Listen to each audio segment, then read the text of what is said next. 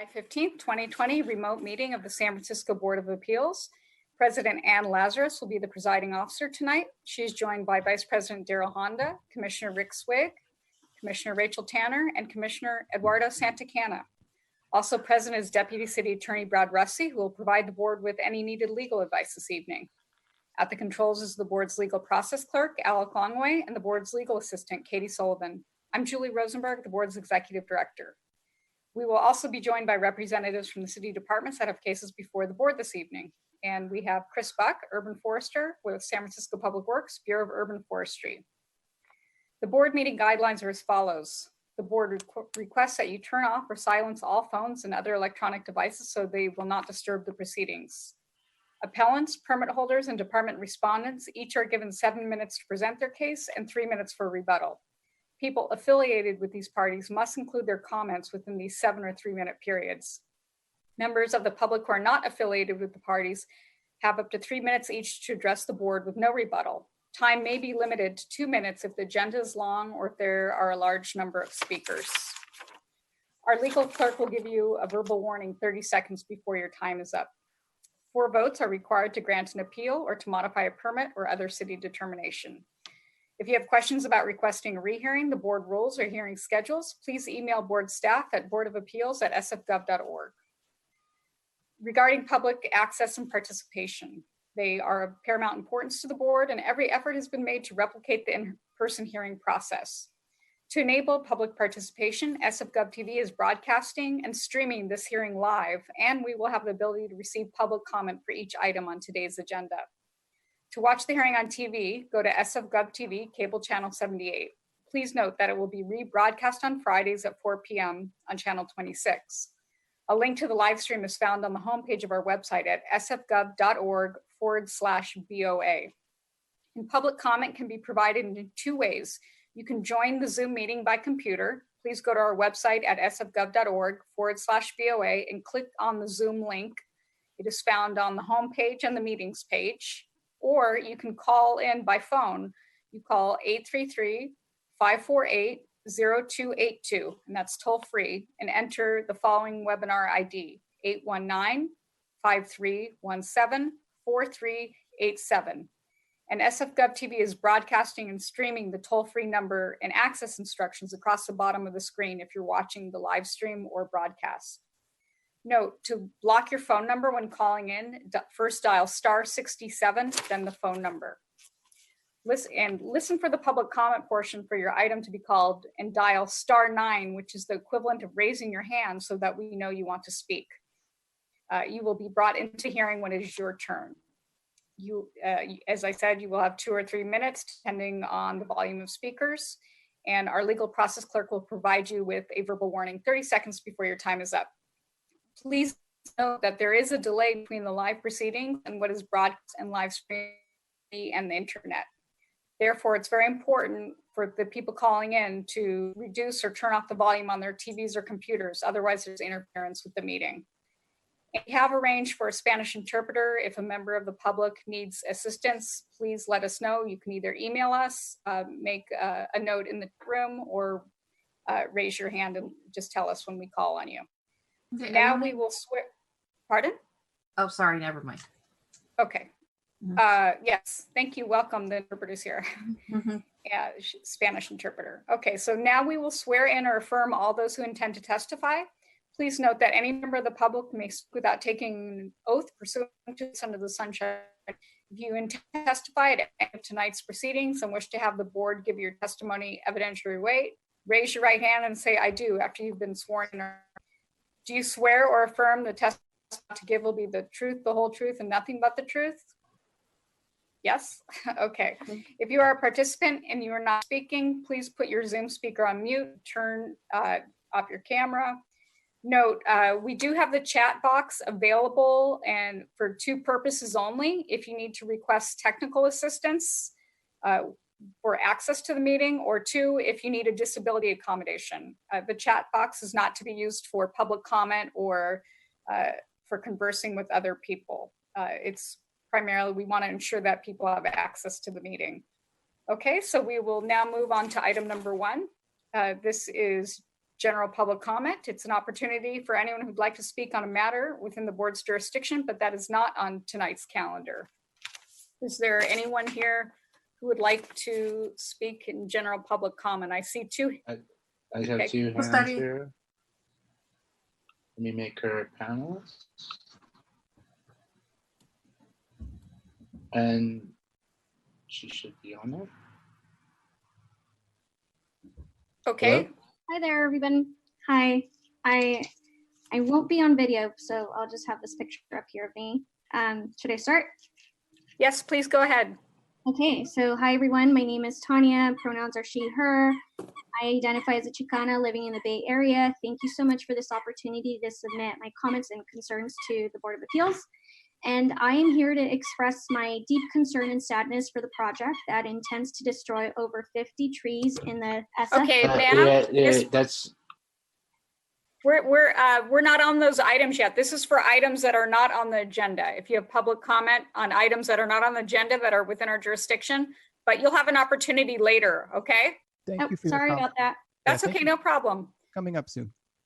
Okay, then I see we have one more person calling in, Roz Arbel. Are you here for general public comment? This is for comment on items not under our agenda. Yes, I'm sorry, I misunderstood. I would like to do general comments once you guys are done. Okay, well, we're on general public comment right now. So do you want to talk about the 24th Street tree removals or something else? 24th Street tree removals. Okay, so you'll have a chance later on. Okay, now, but we do have Mr. Carnazes would like to provide general public comment. Welcome. Hi, yes, I'd like to screen share. I requested that.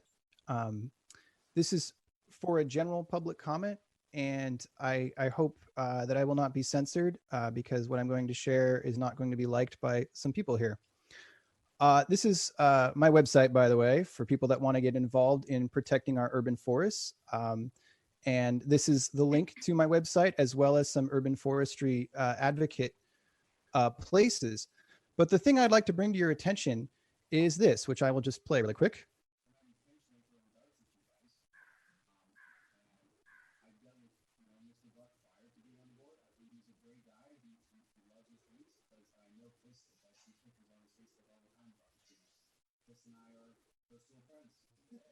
Sorry, we can't hear anything. Would you like me to pause time? That would be appreciated. Let me try that one more time. Time is paused at 2:20. Okay, well, I We're not intentionally throwing darts at can you hear guys. that now? And Yeah, go ahead. I've dealt with Mr. Buck prior to being on the board. He's a great guy. He loves his trees. And I know Chris is. I see pictures on his Facebook all the time about the trees. Chris and I are personal friends.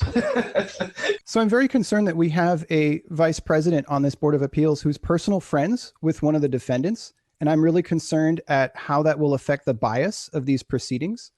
And I've reached out to the Ethics Commission and District 9 office. I know Paul Monge is here, but I have not heard a reply as to what might be done about this egregious conflict of interest. You can see this video on my YouTube if you type Daryl Honda, Board of Appeals Corruption Conflict of Interest. Thank you. Thank you. So if you could stop sharing your screen, that'd be great. And then I believe we have another speaker.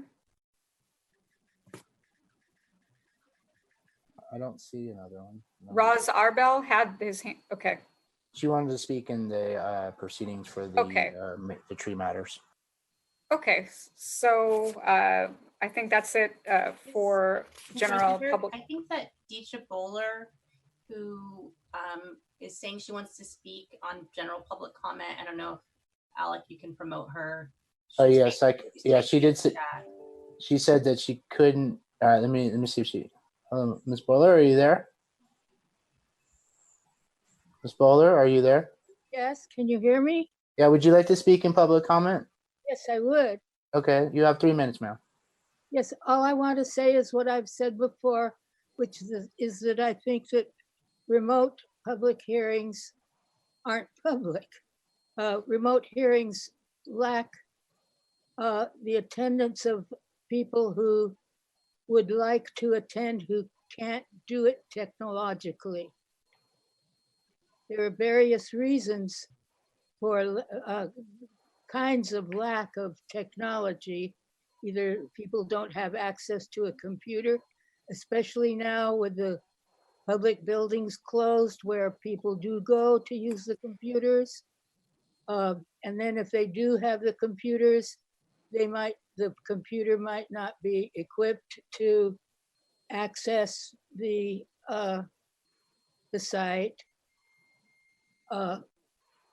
And also, by not being present at the meeting, people who want to comment aren't able to be in each other's presence if they choose to speak with one another. I know I'm speaking against the tide, but what I'm saying I believe to be true and significant. I don't think decisions should be made out of the adequate presence of the public. Thanks for your attention. Thank you, Ms. Bowler. Is there any other general public comment? If you called in, please press *9 to raise your hand. If you're here for general public comment, okay. And I don't see anyone else raising their hand, so we will now move on to item number 2, commissioner comments and questions. Commissioners? I Okay, guess not. we will now move on to item number 3, the adoption of the minutes. Before you for discussion and possible adoption are the minutes of the July 1st, 2020 meeting. Commissioners, any changes, additions, deletions? Motion. Okay, we have a motion from Commissioner Swig to adopt those minutes. On that motion, Commissioner Santacana? I'm sorry. Sorry, aye. Thank you. President Lazarus? Aye. Vice President Honda? Aye. Commissioner Tanner? Aye. Okay, that motion carries 5-0 and the minutes are adopted. We are now moving on to items 4A through 4D. Is there And public these- comment on the minutes? Oh, I'm so sorry. You're right. Yes, please. We're going to back up. Is there any public comment? Yes, I'd like to make one. Okay, please go ahead. Thank you. I want to just really thank this office for making the minutes more accurate this time around. They were actually a lot more accurate. However, there is one glaring missing thing from the minutes, which is the mention that I made of Director Mohammed Nouru's arrest by the FBI. Mohammed Nouru was the director of Public Works, and that is an important part of my public comment. In fact, I devoted a lot of time to my public comment on that issue, and I would really like it if that was reflected in the minutes. Thank you. Thank you. Okay, is there any other public comment? Okay, so we will now move on to item numbers 4A through 4D, and these are appeal numbers 19-097, 99, 100, and 101. Joshua Clip, Zach Carnazes, Calle 24 Latino Cultural District, and Kendra Sharich versus San Francisco Public Works, Bureau of Urban Forestry. Subject property location is 24th Street between Potrero Avenue and Mission Street. Appealing the issuance on August 26, 2019 to San Francisco Public Works, Bureau of Urban Forestry of a Public Works order. Approval of a request to remove 48 street trees along 24th Street between Potrero Avenue and Mission Street with replacement unless otherwise noted by Public Works. The replacement tree size will be both 24-inch and 36-inch box size trees, depending on required space from utilities and species availability. Replacement species shall be both red maple and ginkgo. The replacement trees and necessary sidewalk repairs shall be completed within 3 months after the removal of the trees and stumps have occurred. Additionally, there is room to plant 17 new trees at new planting sites. Addresses range from 2700 through the 3200 blocks of 24th Street. And this is order number 201771. And we are going to be hearing from Mr. Zach Carnazes first. Thank you, Mr. Carnezes. You have 7 minutes. Hi, thank you. I'd like to say, I think this meeting is largely a sham, and I'm here to support the public and their outcry for how upset we all are about this order to gentrify the 24th Street Mission neighborhood. The reason people always ask me, why are these trees coming down? And it's a great question. It has everything to do with money. It has everything to do with liability, but mostly it has to do with removing a barrier to create more construction projects, to wipe off the face of this neighborhood people of color and people that have lived in this neighborhood for decades. That is what is being routinely done around this city through illegal tree removals. And I believe this meeting is a sham. As I just mentioned in public comment, the vice president here is actually personal friends with the defendant who is representing Public Works. And they're going to sit here and they're going to tell you all that they're listening to your concerns, that darts are being thrown and arrows are being thrown and they're very vulnerable. And it's not true, right? No one's throwing any darts here. We're just expressing our concern and our anger, frankly, at the disrespect and the lack of care for the public trust, which is our public trees. Most of the other appellants are going to talk about conciliatory measures they've been making with the defendant. My heart goes out to them. I know they're working very hard and doing very good work. I have attended some of those meetings and found them to be somewhat, the sort of negotiation meetings, I found them to be somewhat fruitless. And I know this department is not held their word ever, almost ever. They consistently lie to the public and abuse their role as public officials. And I'm going to show you some examples of that. So first of all, in the minute notes from July 1st, we had 4 or 5 people spoke up about illegal tree removals by Public Works in the Hayes Street and Hayes Valley area. That was mentioned at the last meeting at Board of Appeals. They also illegally removed trees at Quint Street, which was part of my appeal. And this Board of Appeals granted those appeals anyway. In fact, not the one for Hayes Valley hasn't come up yet, but they've been granting appeals for illegal removals anyway. So even when the trees are cut down during this process, this board still passes it, still says, yeah, you get a pass. What that does is encourages Department of Public Works to illegally keep cutting down trees, not even have to bother with the appeals process. It's just a rubber stamp for them. And so let me explain why I don't think that conciliatory measures are the way to go.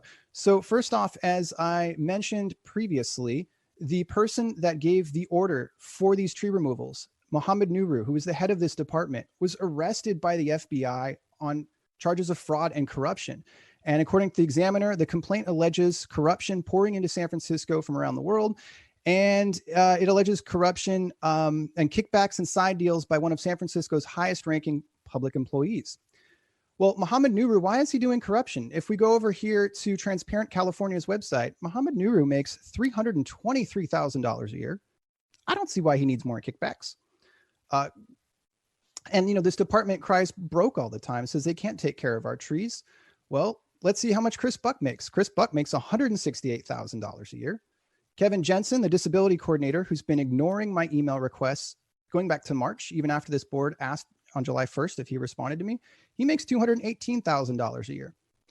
Well, when you put that all together and you look at what replacement trees cost and what the watering cost is, I mean, you're talking about a person's salary to cover the proper maintenance of these trees. Department of Public Works is going to argue that an arborist made a review and recommended removal of these trees, a separate arborist. That's true.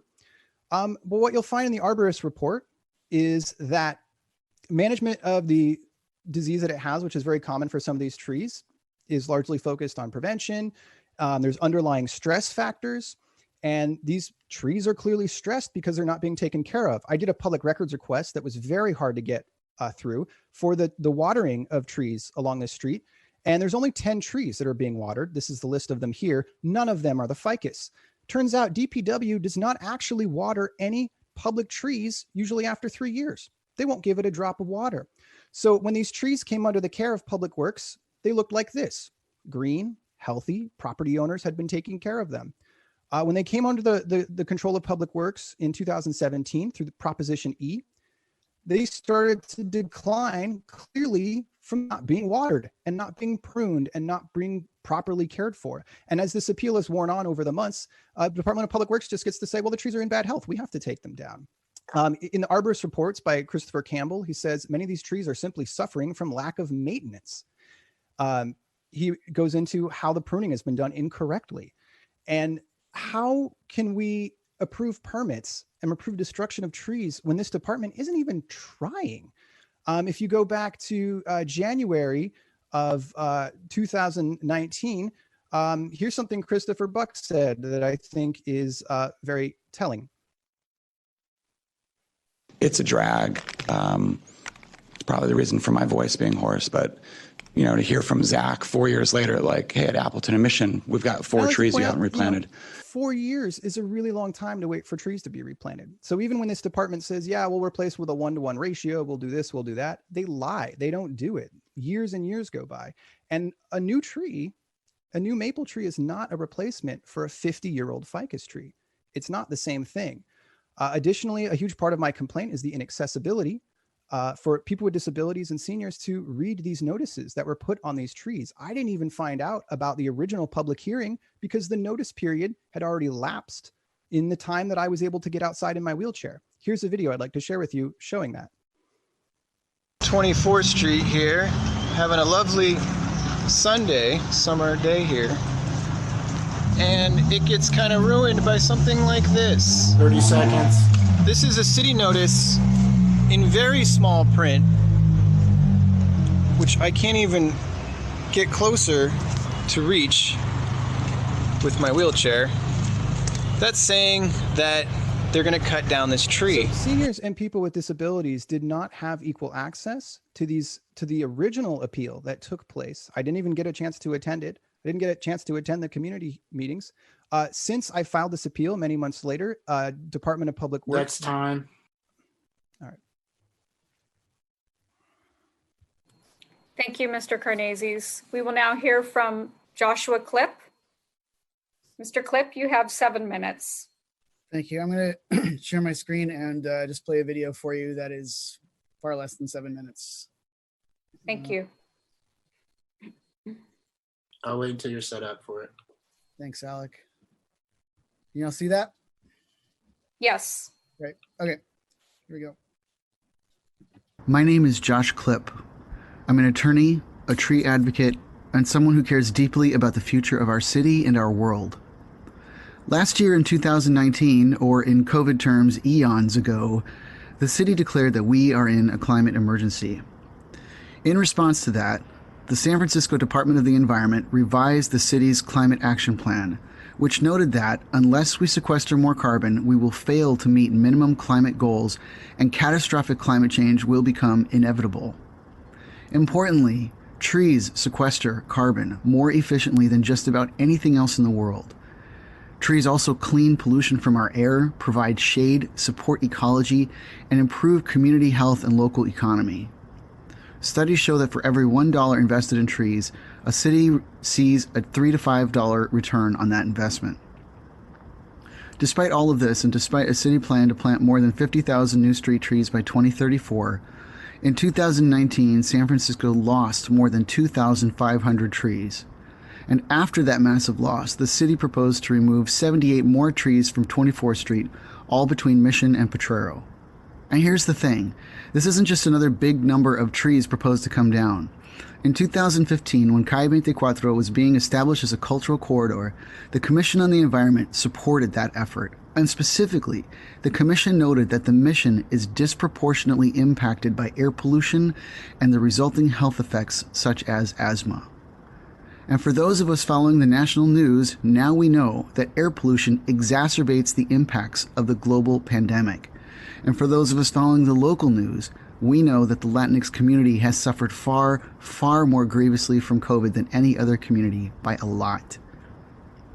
Myself and hundreds of neighbors oppose this proposed removal. And since the time this appeal was filed, we've had no less than a dozen meetings, fundraised for an independent arborist review, and for the first time in San Francisco's history, convinced the city to conduct an assessment of what the loss of these trees would mean from an environmental perspective. One Wednesday afternoon, a few of us joined up with a couple city tree inspectors, and together we measured those trees. The city did some calculations and came up with numbers on how much carbon these trees sequestered and how much air pollution they reduced. I asked the city for a replanting plan, and based on that information, an engineer and former director of Energy and Utility Services for the University of California created a comparative analysis of the environmental benefits of the city's proposed replacement trees. Before I show you this data, I want to state again that our predicted numbers are based on the city's provided replanting plan. Based on this information, this year the existing trees will sequester 4,287 pounds of CO2, divert 9,634 gallons of stormwater away from our aging combined sewer system, and scrub 51 pounds of pollution from the air. In contrast, if all replacement trees went in this year and assuming not a single one dies, the replacement trees would sequester 271 pounds of CO2, divert 1,337 gallons of stormwater, and scrub 2 pounds of pollution from the air.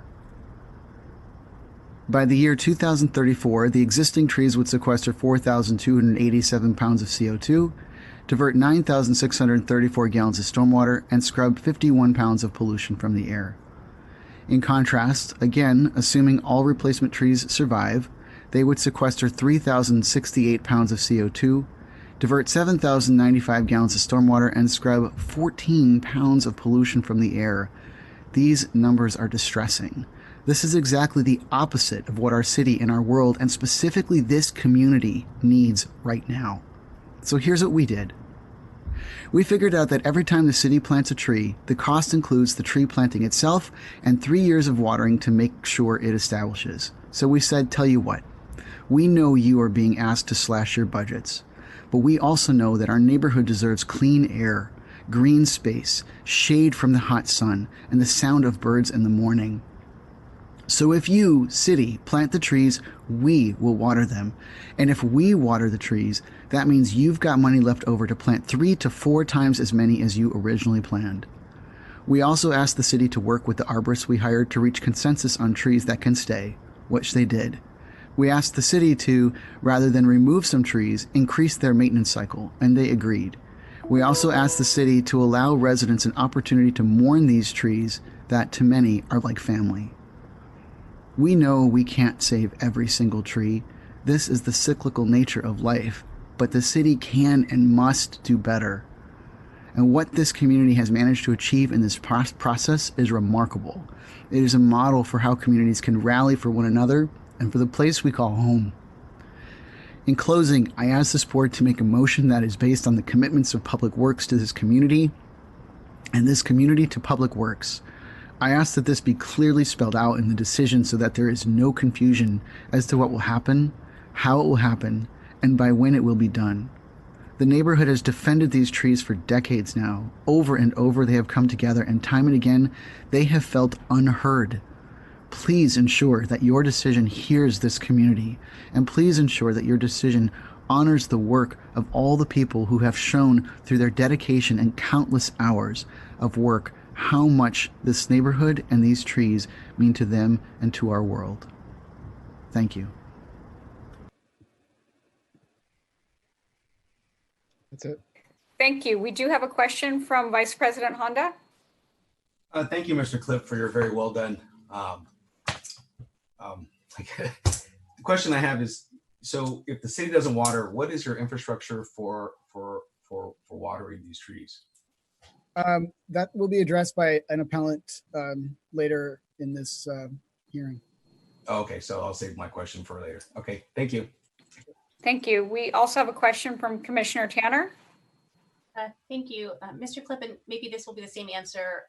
I just wanted to know if you could go over what the terms of the agreement that you came to with Public Works for. What were the agreements? Well, I would first say it's not an agreement in the sense that not all appellants have come to any sort of agreement, but it was more of a discussion, and here are things that could be done.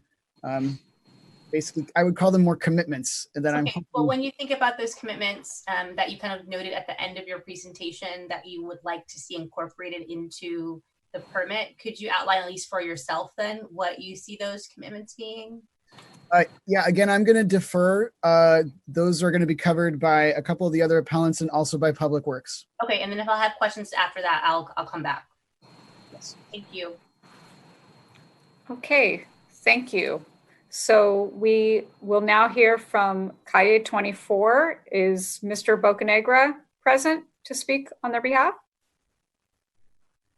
Or Eric? Yeah, he's on the phone. Arguello? Can you hear me? He's on the phone. Oh, okay. Thank you. Sure. I see. Mr. Bocanegra, can you raise your hand if you're on the phone? Press *9, and then we'll know that we see someone named Leslie Freeman. Are you okay? I see here. Okay. Okay. Did that go through? Yes, Mr. Bocanegra. Yes. Hi. Good evening. Good evening. We can hear you fine. So you have 7 minutes, please. Okay. Thank you. Good evening, commissioners. My name is Carlos Bocanegra, and I come before you on behalf of the Calle 24 Latino Cultural District Council to humbly request this board to instruct the Department of Public Works to cease its removal of the trees in the Latino Cultural District and require DPW to partner with Supervisor Ronin's office and the Latino Cultural District community to conduct a transparent, responsible, and diligent investigation into these trees' qualifications as landmark trees. In 1975, Lower 24th Street received a generous planting of lollipop ficus trees that the planning department recognized in its study at the time had made important contributions and added much needed greenery to the street. These trees have been given back to the Latino Cultural District and its community for over 40 years. Since that time, these trees have become important cultural landmarks in Calle 24, as widely recognized as the trees which line the road in La Rambla, Barcelona, Spain, and represent the cultural identity and spirit of the Calle 24 Latino Cultural District and its community. Their roots remain deeply connected to this Latinx community to this very day. In 2014, Calle 24 reached out to over 4,000 people in the neighborhood for its Calle 24 Latino Cultural District report on community planning process that it did in conjunction with the planning department. This report was included in the appellant's brief. And among the cultural assets identified by these participants specifically were, in their own words, our historic trees. The ficus trees are inexorably tied to the community identity and spirit of the Calle 24 Latino Cultural District. The very prominence of these trees in the Lower 24th Street corridor induces both residents and visitors alike to divert their travel to 24th Street when walking or traveling. These trees are becoming increasingly precious cultural assets, as Public Works has not allowed the planting of another ficus tree as street trees since the late 1990s. In fact, in 2014, these trees became a specific target for DPW.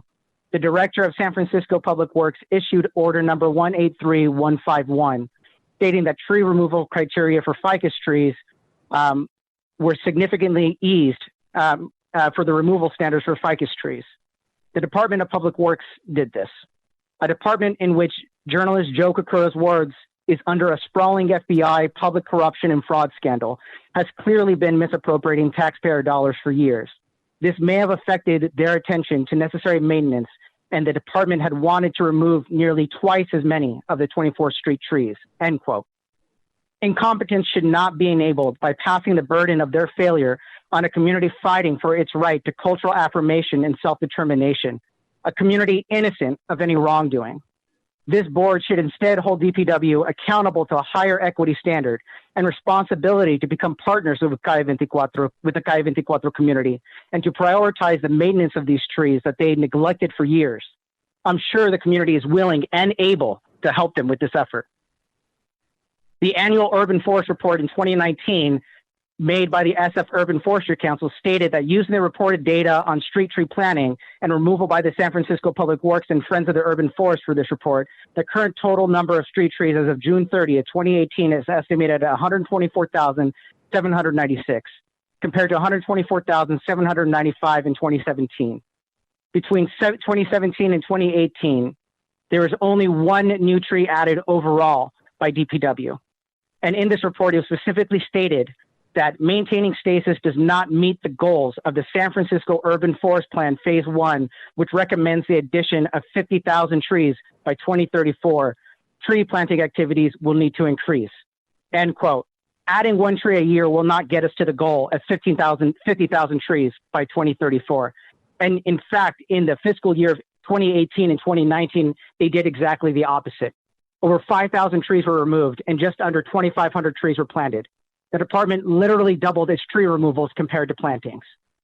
In the same report, they established that in a survey they did of citizens in the community, that the ability to provide adequate care to establish trees, over 67% of the people that were surveyed were either somewhat concerned or greatly concerned about their ability to provide adequate care for established trees.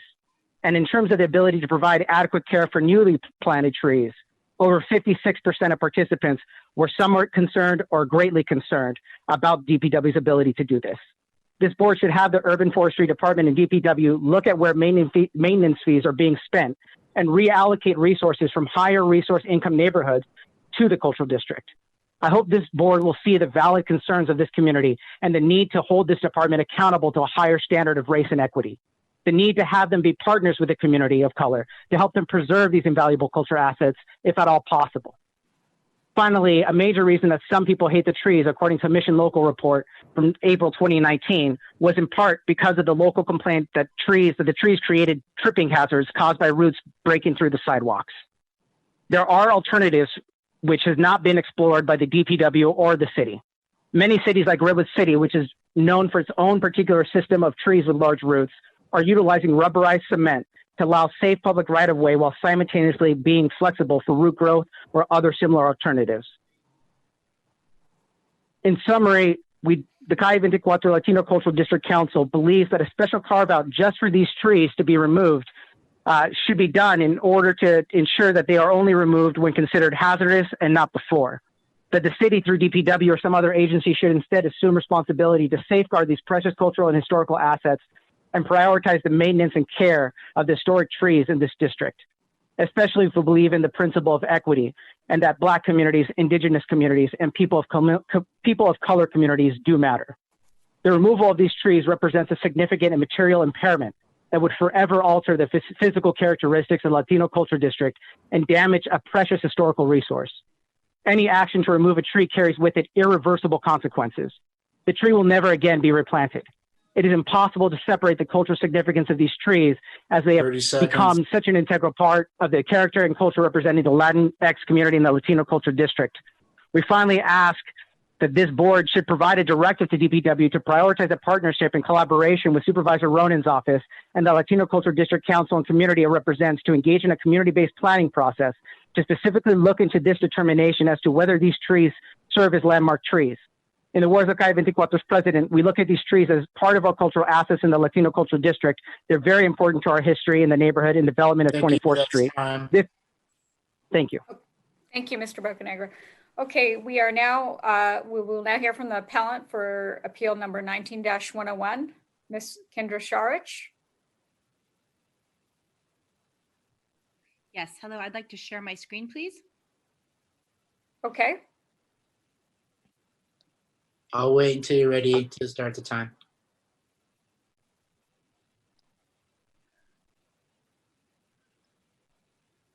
Okay. Are you ready now? Yes, is it coming up on your screen? Yes, we see it. Thank you. Thank you. Thank you. I'm very grateful for the opportunity to speak tonight, and I'd like to focus my comments in 3 parts: background, process, and where we are now. First, a bit of background. I became involved as an appellant in this case last summer after I attended the June 5th public hearing regarding the mass tree removals on 24th Street. My neighbors and I were heartbroken at the prospect of such a mass removal, as well as the loss of the glorious ficus tree in front of our building. So I resolved to do everything possible to save as many trees as possible. Our first hearing took place January 8th. There were many concerns among us, including the environmental impact, the city's plan to remove 5 times the number of ficus trees that were recommended in a 2016 Arbor Pro tree census, and the lack of more creative solutions to preserve these trees. We needed more time to address these concerns, and we are very grateful to have been granted the necessary continuances to do so. Now, a little bit about the process. Directly following the January 8th hearing, the appellants, community members Chris Buck and Paul Monhay met in an adjoining room. The meeting served as a forum for anyone present to voice their concerns regarding the removals, as well as an opportunity to heartstorm some possible solutions. A contact list was initiated, and those in attendance were invited to subsequent meetings at Calle 24. There was an overriding consensus to obtain an independent arborist report. We understood that there was a possibility we would not be happy with the results of that report, but agreed to abide by the recommendations that would be given. Between January 14th and March 10th, there were a total of 7 all-public meetings held at Calle 24. After a COVID interruption, an additional 9 meetings were held between June 3rd and July 13th via Zoom. Efforts were made to include as many people as possible in these meetings. Between January and June 2020, our collected efforts were able to conduct and complete an environmental impact study, which Josh Klipp outlined in his presentation. We were able to assemble a small army of volunteers who participated in neighborhood notification and outreach. We created a GoFundMe campaign that raised over $4,000 to hire independent arborist Christopher Campbell of Bay Area Arborist Cooperative, who conducted an in-depth study and report of these trees. And he's here with us tonight, should the board wish to direct any questions his way. The final findings of Christopher's report called for the removal of roughly 37 ficus trees. This was painful information for our group to process, yet essential information to determine forward steps. We took Christopher's report to Buff and together painstakingly addressed any discrepancies between the findings of the 2 organizations. We also began focusing our attention on increasing the number of new trees planted as a result of this removal. Appellant Josh Klipp noted that if the community could lead establishment watering efforts, then the city would have the money to plant 3 times the trees. This is clear when looking at the numbers below. Buff's current replanting budget for the 24th Street removals is $100,000, but $75,000 of this is 3 years of establishment watering.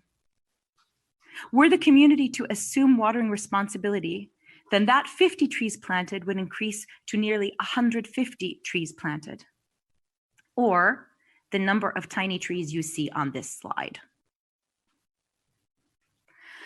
Buff was enthusiastic about community-led watering efforts and requested a watering plan, which we created and provided to them in partnership with Calle 24's Quality of Life Committee.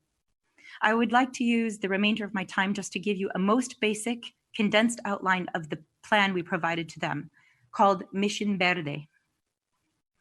The Mission Verde watering map encompasses 24 blocks from Mission to Potrero, west to east, and from 23rd to 25th Streets, north to south. These blocks are divided into rainbow-colored quadrants, A, B, C, and D, each with its own captain. Mission Verde volunteers will be assigned watering responsibilities based on the color and quadrant, and you can see that available hydrants are also indicated on this map. Mission Verde volunteers will retrieve their assigned watering cart, use a hydrant wrench to tap into the closest available hydrant, fill the watering cart, and distribute 15 to 20 gallons of water weekly into the provided green watering bag attached to each newly planted tree. Each color quadrant's captain will be responsible for coordinating the watering schedule with the volunteers on their team. And Buff will be responsible for apprising the captains of the new plantings when they occur. Captains will also be responsible for reporting the watering progress to Buff via a shared watering schedule document, like the one that you see on the right, for example. I would like to conclude my time here tonight by saying that this plan is the product of hundreds of hours of work by people on every side of this issue. Though it may not be a perfect plan, I believe it is the best solution available for implementation at this moment. And although I may not be able to save the nearest and dearest tree to my heart, the one I see every day outside of my window, I do take comfort in the fact that we have fought hard to drastically decrease the overall number of tree removals and have fought hard to drastically increase the number of new trees planted. I also take comfort that through this initiative, I'll be able to positively participate in the healing of our neighborhood. And it's in the spirit of service and caring for one another that we are looking for even more volunteers who would wish to join our efforts in assisting Mission Verde to work for the long-term wellness of our community. If you are interested, please reach out to us, either to Calle 24 or to me personally at the information in front of you. And Calle 24's information can be found on their website. We welcome that's time. wholeheartedly to join our efforts. Thank you. Okay, thank you. We do have a question from Commissioner Tanner. Thank you. Thank you for that presentation. I was wondering in terms of, I know it's hard to hear the 37 trees, which is less, but certainly still a lot of trees. And just very impressed by the watering plan and volunteers who you've recruited and named, which was great to see how organized the watering effort would be. Is there anything additional? It kind of following up the question I asked Mr. Cliff. Is this what you would be requesting, that the 37 trees be the ones that are removed? And I don't know if you came to agreement with Buff on those or kind of what was determined. Actually, I believe that Buff will be speaking in more detail about the trees because we arrived at a situation where some were in agreement with our independent arborist and some were not in agreement. And so they took it tree by tree. And I'm not an expert on that, but I know that that Bureau of Urban Forestry will be addressing the actual number of removals, which I think is now 33. Okay. And then in terms of any other additional requests that you would make of this body, I just want to make sure I have those clear if there are any specific additional requests that you are making. I wouldn't say any specific requests. I think that we're trying, both Bureau of Urban Forestry and those of us who are just kind of working to create something, to be as specific as possible in this process. So if that somehow ties into what the board would determine, that would be really helpful. Some things that we typically would do, and that, you know, I mean, the permit itself would identify the number of trees, which, as you said, Mr. Buck will speak to later on, you know, how many trees. And of course, they have the records of which specific trees are being removed. And then often we may include the number of replacement trees, which I think speaks to your watering plan and the potential perhaps to expand the number and size of those trees based on the additional funds that might be available. So, you know, we'll hear from Urban Forestry on that, but I do take, I think it was it 75 additional trees? What were the number? A total of 145. 145 total planted trees. We have discussed is that it would be 150 trees, but in order to create 6 sets of watering apparatus for our plan, that money would be provided by Buff, so it lowers the number slightly of replacement trees. 145 replacement trees total. Yeah. Great, thank you very much. I did have a question for Mr. Bocanegra, if he's on the line still. I just wanted to understand if there was anything that he was trying to request, because I heard some things in my notes about, you know, having the city work with Calle 24 more. Is there additional work that needs to be done, or in terms of working together, is it working together to implement the watering plan and the replantings, or is there something else that Calle 24 is seeking from Public Works or from the city? No, yes. Thank you, Commissioner. No, there is specifically a section within Public Works, that is section 810A, that really looks over a process of designating certain trees as landmark trees. And once they're given this designation, they're given additional protection and additional rights in terms of care and making sure that if a tree does have to be removed, it's being removed because it truly is hazardous. And so I know at the last appeal, we had mentioned looking into this and making this assessment. But I know that with the current, COVID 2019 outbreak and what the supervisor's office has been up to in trying to handle that crisis, that that opportunity really hasn't been done. And so it would be just asking for this board to, provide a directive to DPW to prioritize that partnership with the supervisor's office and with the Latino Cultural District Council to really look into and make this assessment of whether these trees qualify for landmark trees. And that way we make sure that, whatever action is taken for these trees is going to be done in assuring that we're respecting the cultural nature of these trees and what they really mean to this community. And then in terms of the landmark tree process, is that something you're seeking to have occur in concert with this replacement and watering plan that was just presented? Or is it an additional thing? Is it afterwards? Is it alongside? Is it for the remaining trees that are remaining after the 30 that have been removed? Can you just help me understand where you see this fitting in? No, yes, certainly. Thank you for the question. Yes, we see this coming in beforehand, and really doing this assessment for all the trees that are there currently, because those trees have been there since 1975. So I think in just doing our due diligence and making sure that we're taking, adequate assessment of these trees and the cultural significance, that this report be conducted first. That way they can carry forward. And I think that there's a legislation that would go before the Board of Supervisors or the Department of Urban Forestry to approve that landmark status. But in making that assessment, then afterward, we can make sure that we're only really removing those trees that are absolutely necessary. Okay, and so not to put too fine a point on it or to make it too base your desire, is the goal then that there may be some trees that become landmarked and then there's a decrease in the removal, above the 30 that have been identified? Or is it more kind of thinking, we want to make sure in the future for the ones that remain, they're landmarked? Like what is your hope through the landmarking process, or your hopes? Yes, I don't have exactly the qualification itself, but it provides them the highest degree of protection, because the trees are only able to be removed if they meet the qualification for hazardous tree that has been established by the Department of Public Works. I don't have that exact definition with me, but I just think in doing so, it really assures that we're paying, respect and really adhering to our accountability for each other and maintaining equity, of making sure that we're providing these trees, if they deserve it, the greatest protection that we can afford them, and making sure that we're measuring twice and cutting once and determining, whether they actually need to be removed for people's safety or whether they should stay for the significance that they play in the history and culture of the the Calle 24 Latino Cultural District. Great, thank you very much. And I'm sure when we get to Buff's part, they can talk about the hazardous tree kind of definition that you're looking for. So no worries about that. Yes, I'll go pull it up right now. Don't worry about it. I'm sure Chris knows it by heart. So thank you very much. All right. Thank you so much.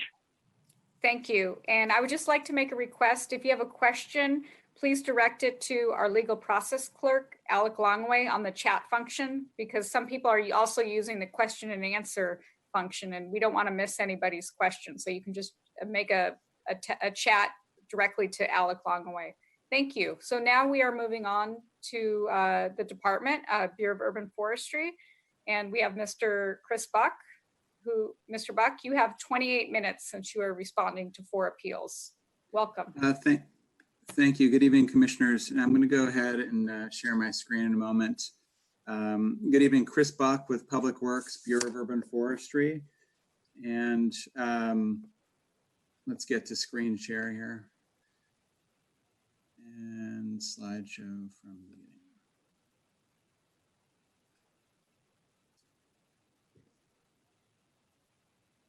Great. So thank you.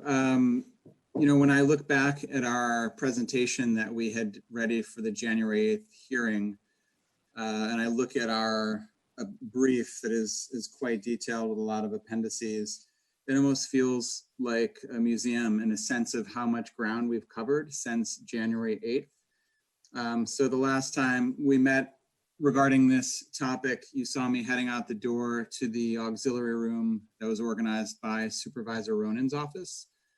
So we've covered quite a bit of ground since then.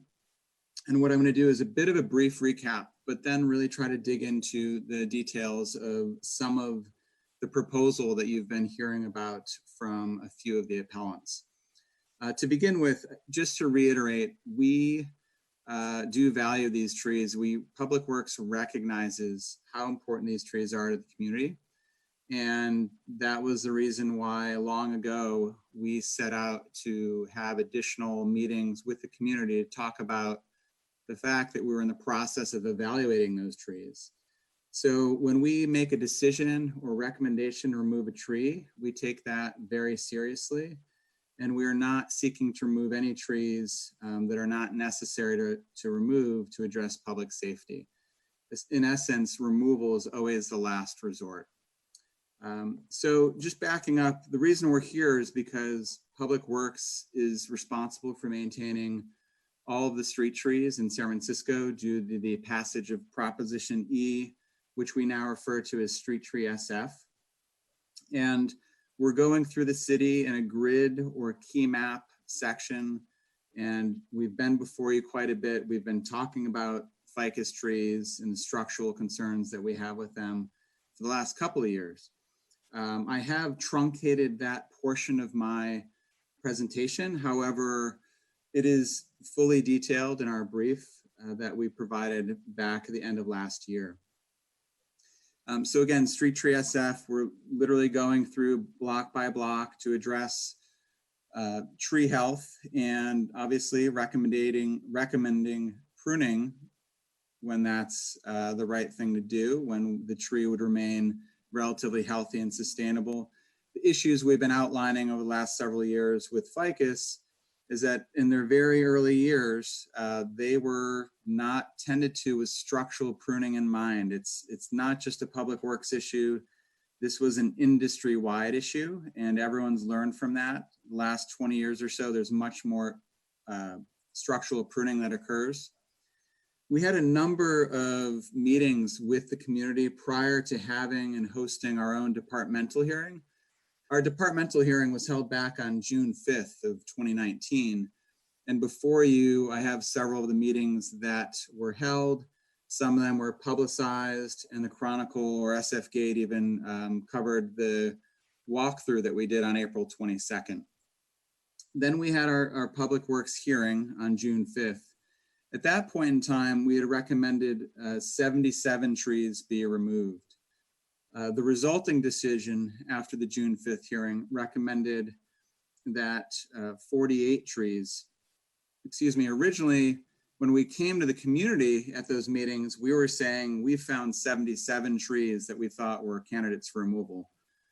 We posted 52 of those trees, and then after our Public Works hearing on June 5th, the resulting decision was to recommend removal of 48 of those trees. Some of the outreach is outlined here as part of those efforts. Now, bringing you up to speed with the developments that have been outlined quite a bit by a few of the appellants that we heard from just in the last few minutes. So Public Works tried to create a one-sheeter, a one-pager. It's actually 2 pages, and I'm going to kind of guide you through this because this is really the basis, what we hope could be the basis for a discussion and a way forward. Public Works did meet with the appellants on a number of occasions. After the departmental hearing, we've agreed to multiple rehearing requests at the request of the community. Again, trying to be sensitive to both COVID impacts, which are disproportionate to the Latinx community. We also requested to continue again so that they could hire an independent arborist to conduct what they felt would be a more impartial assessment of the trees, which we granted that continuance. And so one of the things we'll talk about, and I have a detailed spreadsheet here, is what those recommendations are and how we want to move forward. So in a very recent series, a number of series of meetings with the appellants facilitated by Supervisor Ronan's office, and a number of considerations and requests were made by the community. So we've agreed to a number of the considerations that have been asked of Public Works.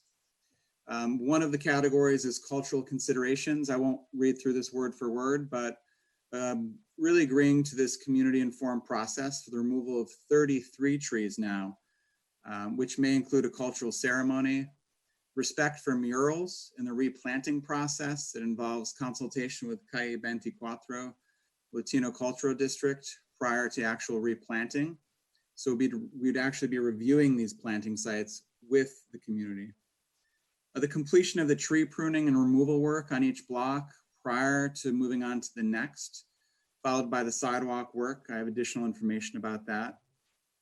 The goal is to complete the work block by block within 3 months of the initial removal on that block, but also supporting the creation of a community art by making wood from removed trees available for reuse or art creation.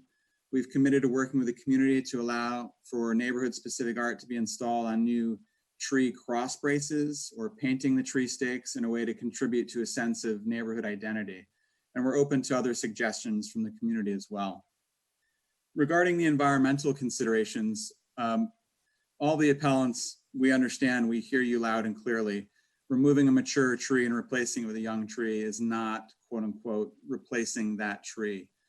The replanting plan with our urban forest plan helped identify that we have potentially 4,000 either empty or potential new tree basins to plant in District 9. Along 24th Street, the current replacement plan is greater than 1-for-1. We're essentially asking the board to approve the removal of 33 trees along 24th Street with replacement with 50. Of the 33 trees proposed for removal, 5 trees can't be replanted due to utilities. We've identified 17 additional planting sites along 24th Street, essentially everything from on 24th Street from Potrero to Mission. We are committed to planting any available planting location within the frontages. Additionally, we'll talk more about Mission Verde in a few minutes. Recognizing that watering trees weekly for 3 years by watering truck really represents the lion's share, almost 2/3 of the cost of planting a tree in San Francisco by Public Works. The community has proposed taking on the watering responsibility for replacement trees. In exchange, we'd use the savings and cost to plant additional trees in the neighborhood. We're enthusiastic about this idea and having the community take on the watering responsibility. We would be there step by step. We, of course, need a hard, firm commitment. But this was the model before Street Tree SF, before Prop E passed. So it's not unprecedented, and we would leverage, we'd have a lot of skin in the game to make sure that this succeeds. They put together a strong watering plan, as you've seen. We'll talk more about that. Regarding maintenance, one of the things that we did need to be more creative, and we will admit that in meeting with the appellants, we didn't believe we could commit to a maintenance schedule less than 3 years, which is what we believed pruning and allowing some of these trees to remain would require. However, the cost savings of not removing those trees would actually allow us to then visit some of these subject ficus trees along 24th Street on a 2 to 3 year maintenance plan. And once we realized and achieved that settlement, if you will, we realized that we could do more experimental, aggressive pruning, retrenchment pruning, and retain more of the trees. Regarding community engagement considerations, formally recognizing a neighborhood group to monitor and assist with the implementation of the replanting and maintenance plans. We're enthusiastic to work with the Mission Verde group to successfully increase the number of replacement trees and ensure establishment of those trees. We do think this could be a model or partnership for other neighborhoods to maximize the use of limited resources to plant more trees. One of the critical parts of our brief back in January was how much the funding picture has completely changed since January. In January, we were stating that the mayor had provided a record amount of funding for tree planting, and that is, the budget is a big problem for us right now. We've also stated a commitment to continue working to address accessibility concerns. Mr. Carnesi has pointed out that having a website that shows all trees proposed for removal on our website would address accessibility. That was an issue that other tree advocates wanted to know. Friends of the Urban Forest years ago would love to know what are we up to at Urban Forestry? So we now have that up as of October 21st. And then more recently, Appellant Carnaces also asked that we include a disclaimer on that same website stating that after the posting period, we do remove those notices from the website. These are 30 trees, pardon me.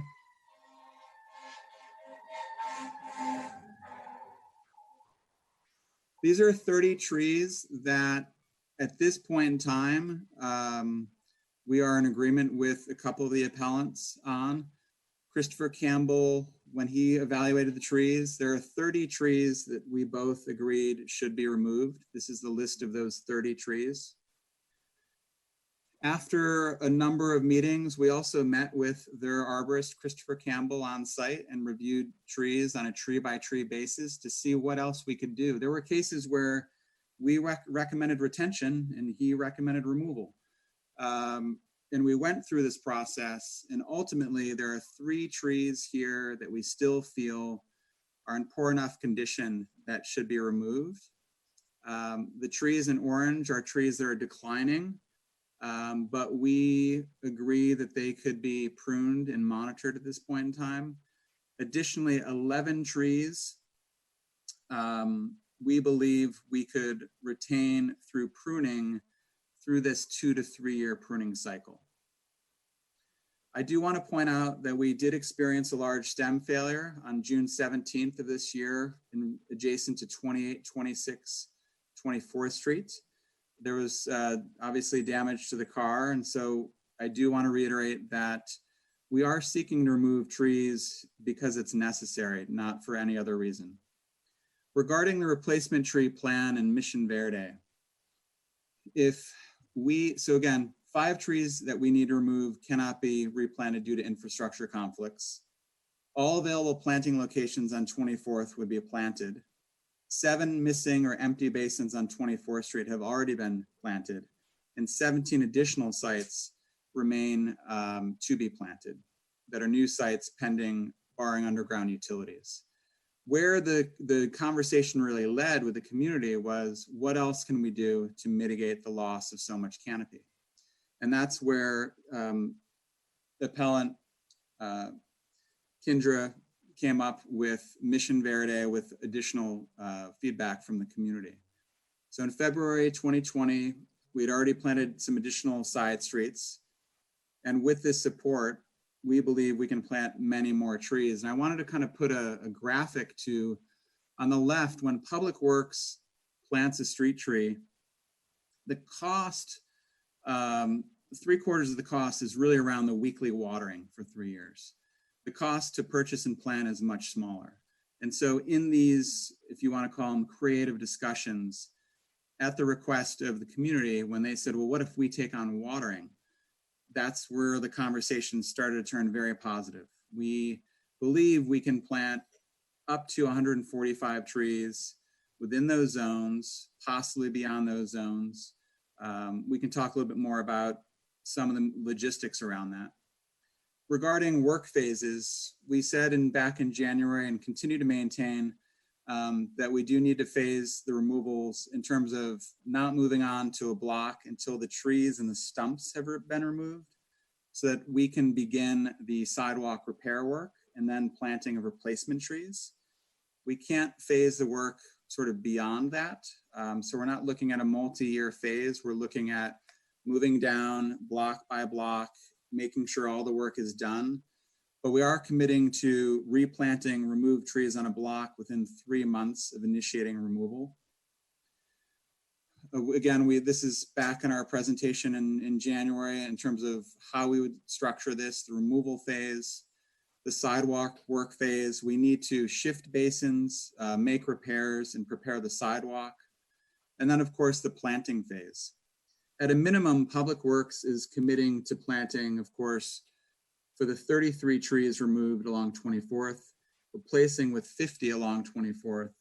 But again, we are engaging with the community to plant up to potentially a minimum of 145 street trees on the adjacent and neighboring blocks. And just additional information, we had committed in our own hearings and in preparation for the January hearing on the 3-month turnaround time. Also, that we'd provide biweekly project updates to Supervisor Ronan's office and the community while the project is ongoing. Now that we're partnering with Mission Verde, that communication would be even tighter. We'll actually be working on practically a weekly basis together. Public Works will have dedicated contact for questions, concerns, and updates while the project is ongoing. And additionally, we'll be providing updates to KI-24 and be posting those on our website. So if I could, let me just stop the share. So to recap, we are really only seeking to remove the trees that are absolutely necessary to remove to address public safety. We are not trying to do anything more beyond that. We are charged with maintaining and enhancing and expanding the urban forest. We believe engaging with the community's proposal to take on watering. They've actually done an amazing job. I almost had goosebumps when we started reviewing where they came up with a Mission Verde plan. That's when I started believing that this can happen, and we need a real commitment from watering. But we also can provide a lot of resources. We can help with the watering workshops, and we're going to help identify these potential planting sites and really help with this early establishment based on that commitment, because then we can plant. I mean, we're reluctant to commit to a total number of replacement trees because of a number of moving pieces. Some of them involved utilities. Some of them may be conflicts with, fronting neighbors not wanting trees. There's just a lot of moving pieces. But we've reviewed, we believe, the community and the appellant groups would really like a commitment. And at this point, with some of these conditions, that there are moving pieces that we, even ourselves, cannot control, committing to 145 total replacement trees in those surrounding blocks. That's really it. Again, it's taken a lot of work to get here. We want to thank the appellants. We understand not every appellant is on the same page with this proposal. Appellants were definitely actively involved. We really appreciate that, even when the feedback can be difficult to hear. But we need to continue listening. And we feel like we have a path forward with what tentatively 2 of the 4 appellants are, suggesting that they would be willing to accept as conditions for removal. So with that, I would open it up to questions if we have any time remaining. Yeah, We you have do have 9 a question. minutes. We have a question from President Lazarus and then Vice President Honda. President Lazarus? Thank you. Mr. Buck, there was some references to a study about landmarking trees. I don't think you addressed that at all in your comments. And I think I have 2 questions related to that. Is that something that could have been done in these intervening 6 months?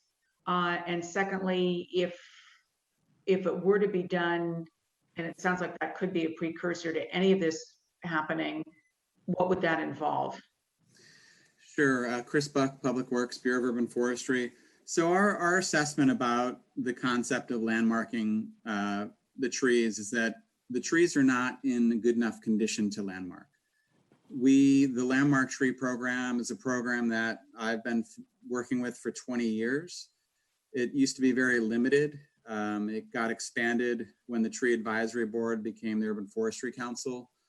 I was on the committee, the Landmark Tree Committee, representing Public Works for a number of years. Landmark trees, in Public Works' opinion, should be trees that can be assets and remain on a site for a very long time to come. So that is our, sort of direct response to the concept of landmarking trees. Landmarking trees is very political, understandably. So to landmark a tree, the head of a department or members of the Board of Supervisors are those that can landmark a tree unless the tree is on private property. Property owners could landmark a tree in their backyard, but landmark trees require either a department head or a member of the supervisors to put forth that landmark application. And this appeal was received back in, I believe, in January, and I have not heard any additional discussions around landmarking. So the Public Works opinion is these trees need to be removed because they're in very poor condition. That does not make a landmark tree. We recognize the cultural significance, and that's one thing that a landmark tree does, is just to say, these trees are culturally significant. We don't question the cultural significance of these trees. That's why we had 4 meetings before ever putting up any removal notices. But it's a very political process, and I'm not going to start hypothesizing on how that would it get approved or not, but I do know that Urban Forestry Council has a pretty high standard of what a landmark tree is, and there essentially has been 8 months, and there's been no action on that. Right, thank you. Thank you. Vice President Honda? So, Mr. Buck, a couple questions. One is similar to the president's question. If the area already has a designation of being a landmark district, I thought that also affected the trees that were in that district as well.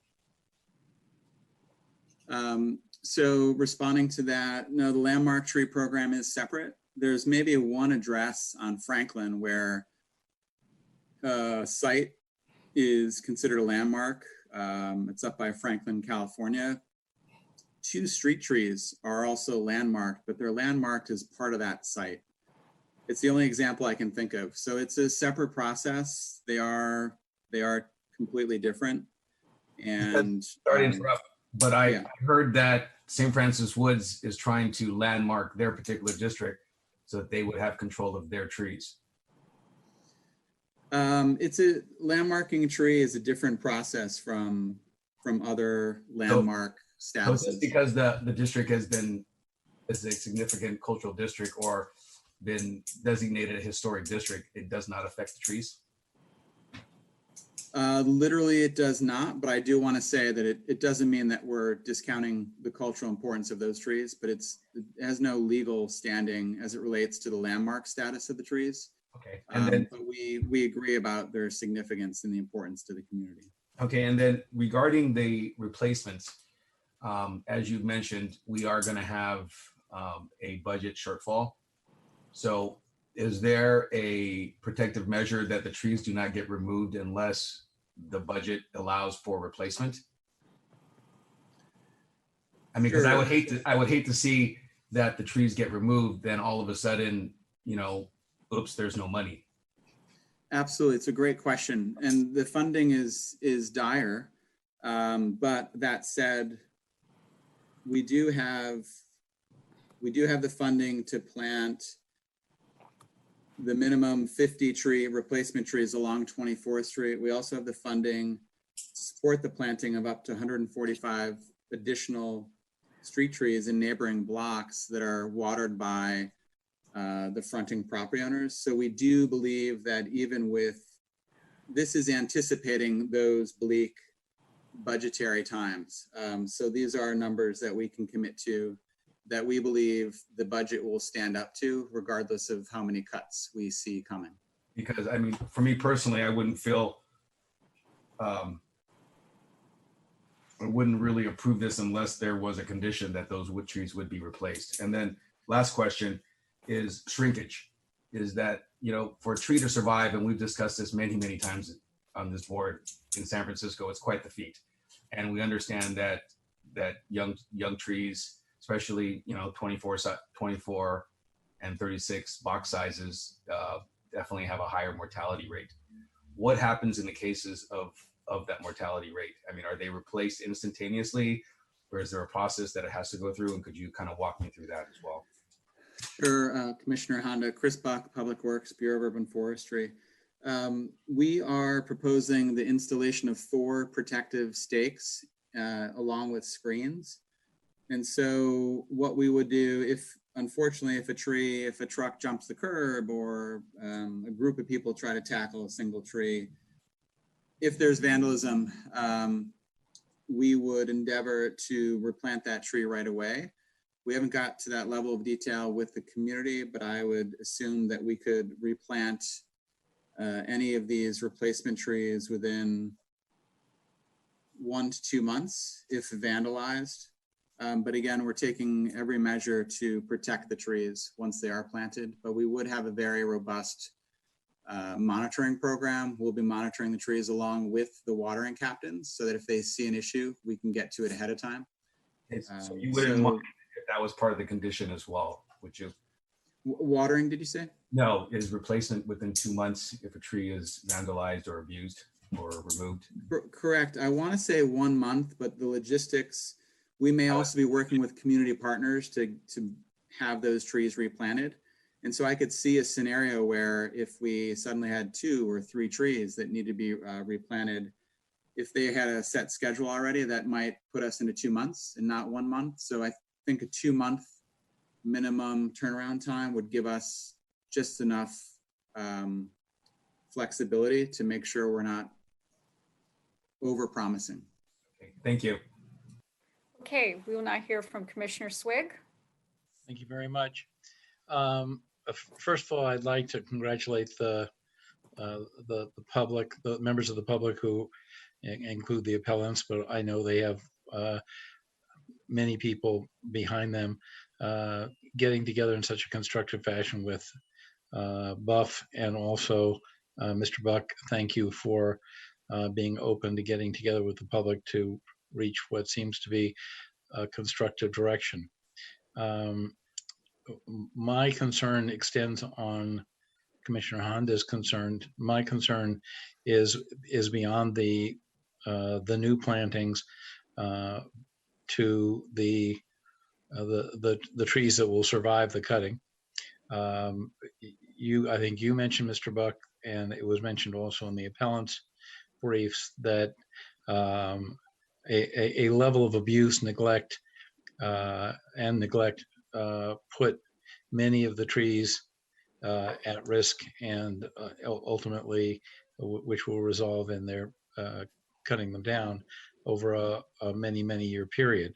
How do you wrap in to the direction of your plan the attention that will ensure the care of the trees which are left, and to treat them, even though they might not be ever designated landmark trees, but to treat them like landmark trees and to ensure that they are treated properly, that they will not fall into a state of neglect, and therefore sustain the goals of the public, which is to sustain the cultural nature and importance of the neighborhood.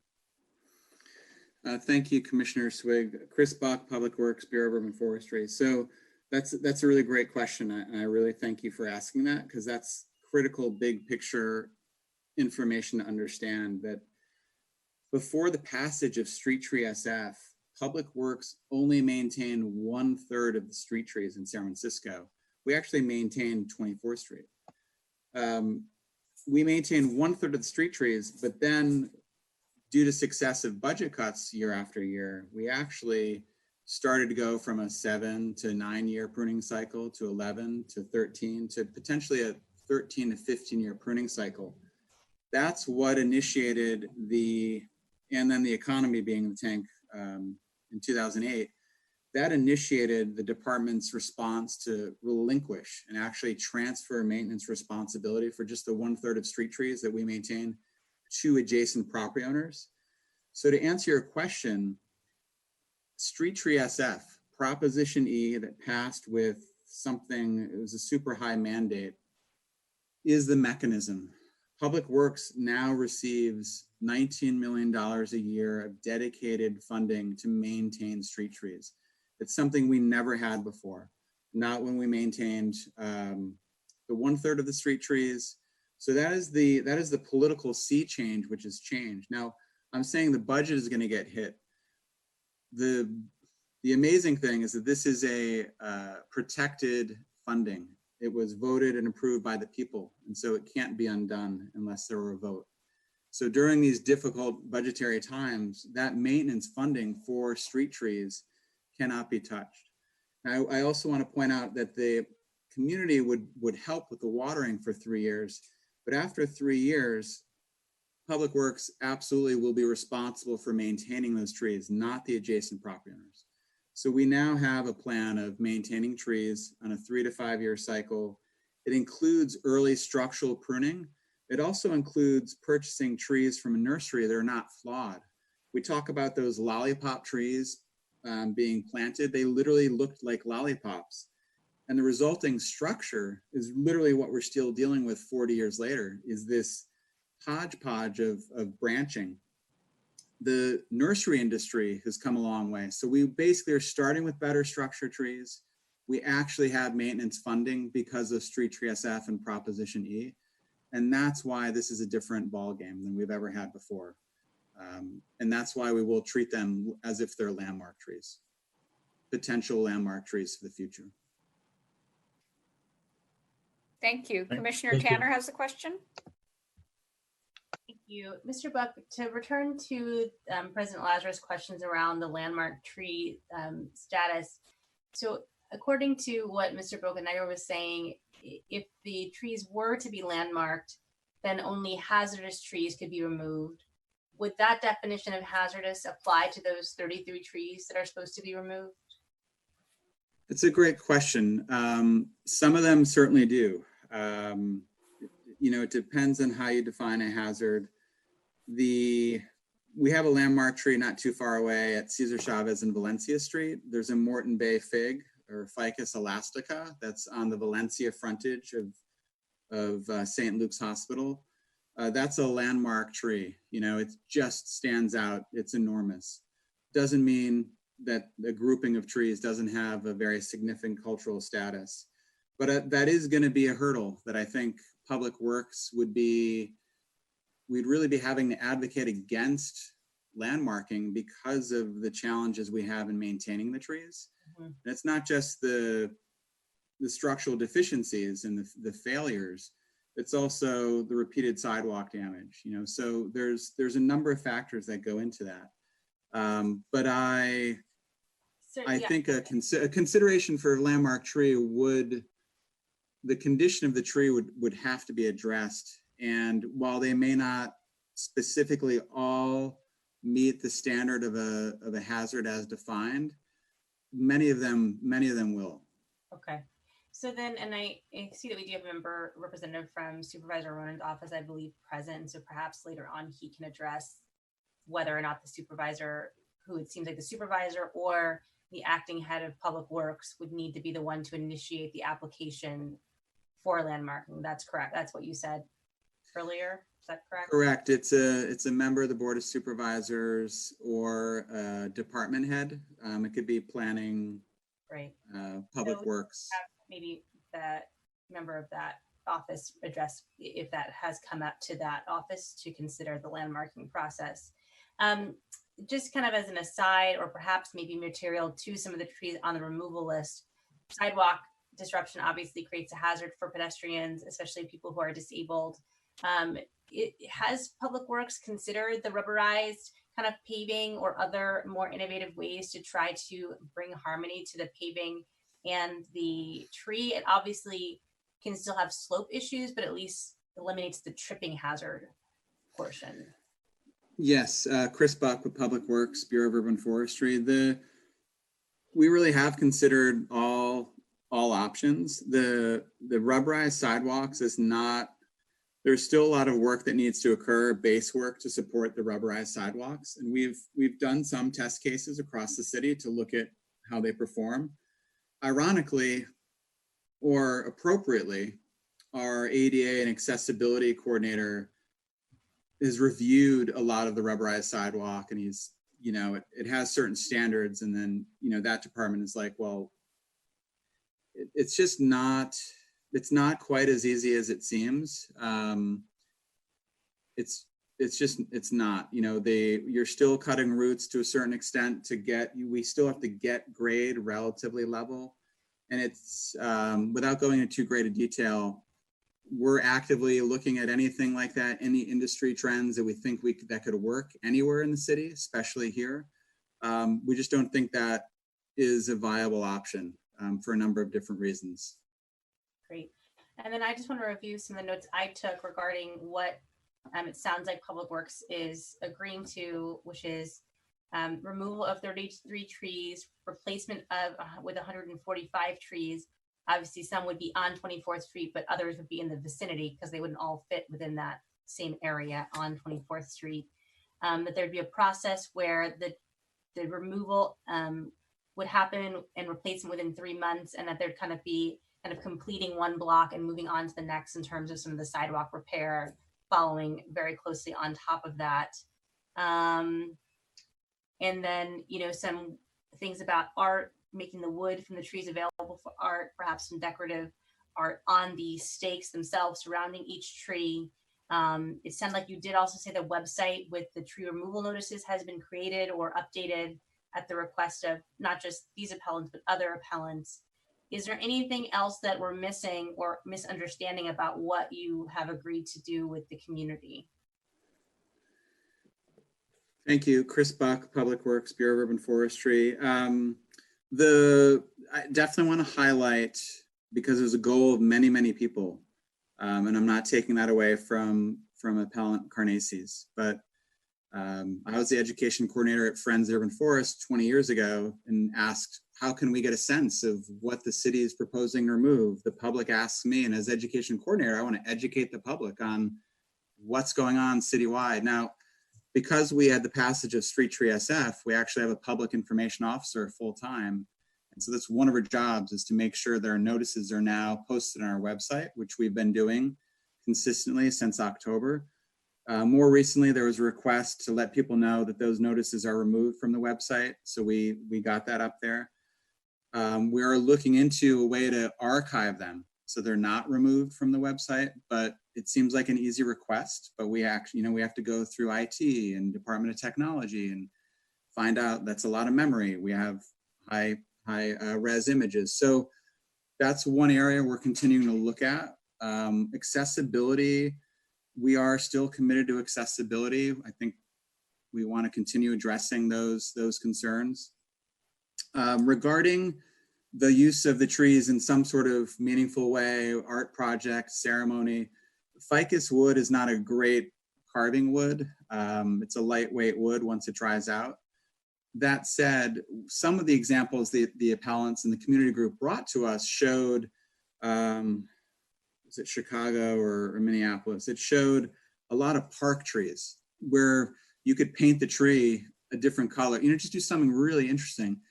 There's fewer of those options because of our time frame on 24th Street, but there's so many other options, like putting a wishing tree or having a canvas and having people write messages about the tree. So we're totally open to the direction of the community on that. We're actively discussing. All options will be considered, but there are some constraints, such as some of the examples on a website. They're in a park and they're tucked away, and you're less worried about public safety. So it sounds like I think what you had agreed to with the community in terms of some of the terms, I shouldn't say terms, but the ideas and the collaboration certainly seems to be there.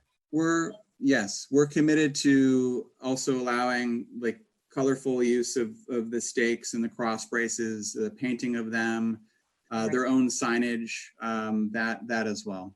And then the trees, you didn't list the types, which I think were maple and ginkgo. Do you have box sizes, or will that vary based on the planting sites rather? Sure. So 24th Street, we know for sure will at least be 24-inch box size trees.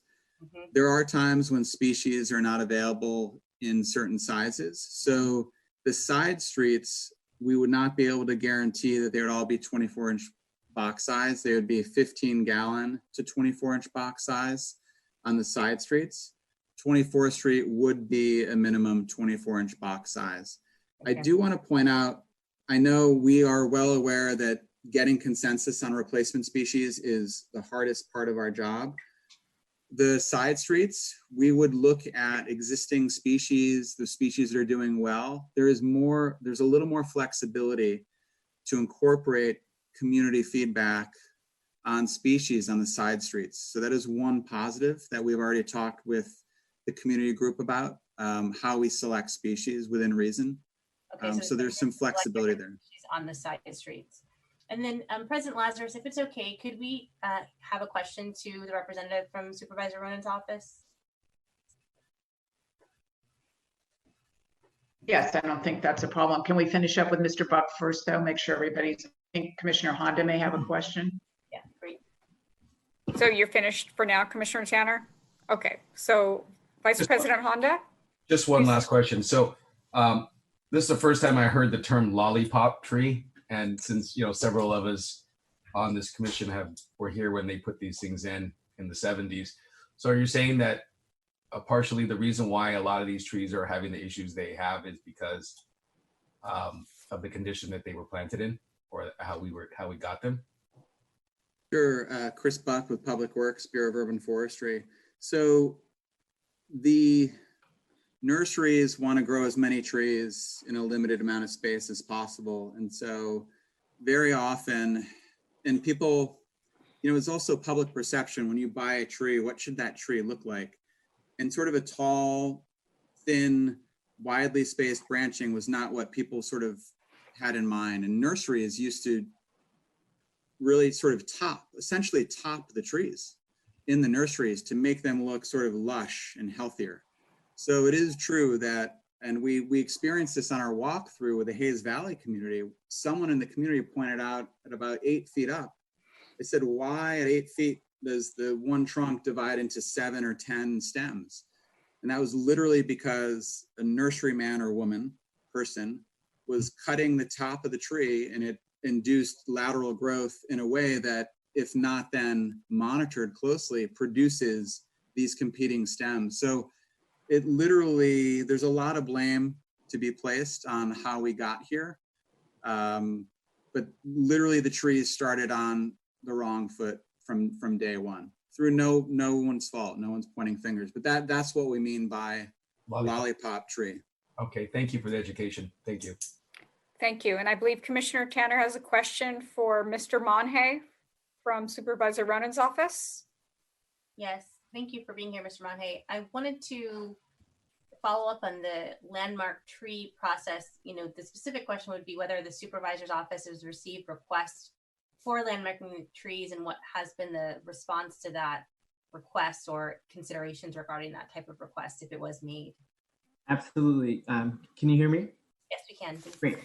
We're completely supportive of the landmarking request process, and I think would be open to a partnership with Calle 24 as well as BUF, and I think would hope as a result of this determination by the board that there could be a committed partnership from BUF to work with our office and the community on pursuing landmarking consideration for the remaining trees. It's certainly something that we're open to, and I think really reflects the significance and the value of these trees to the corridor.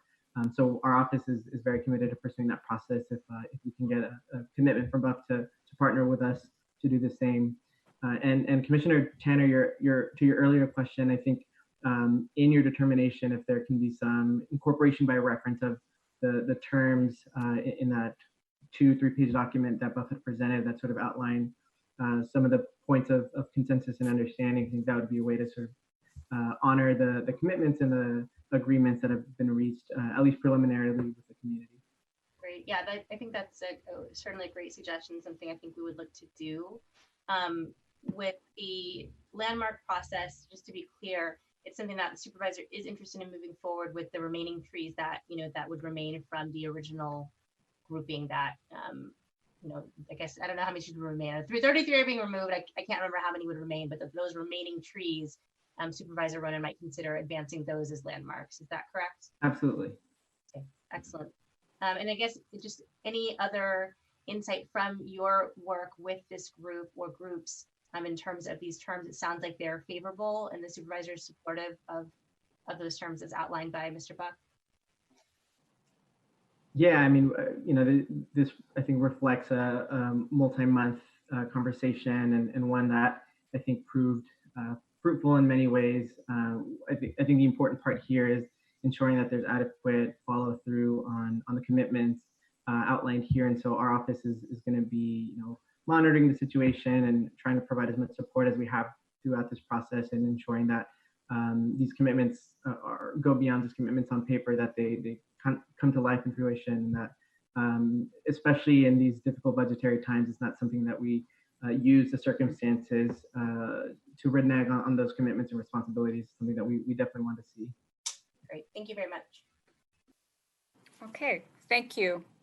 So we are now moving on to public comment. And President Lazarus, I note that we have more than 30 people here for public comment. Did you want to limit it to 2 minutes? Yes, we will do 2 minutes each of public comment. Thank you. Okay. So let's start with Ms. Bolger. Okay. You have Ms. Bolger, you have 2 minutes. Hello? Do you mean bowler?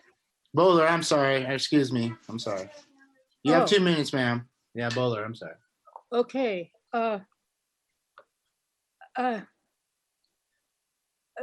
The status of the Bureau of Urban Forestry is unclear at present. It's my understanding that at the Board of Supervisors, it is being presented for the board.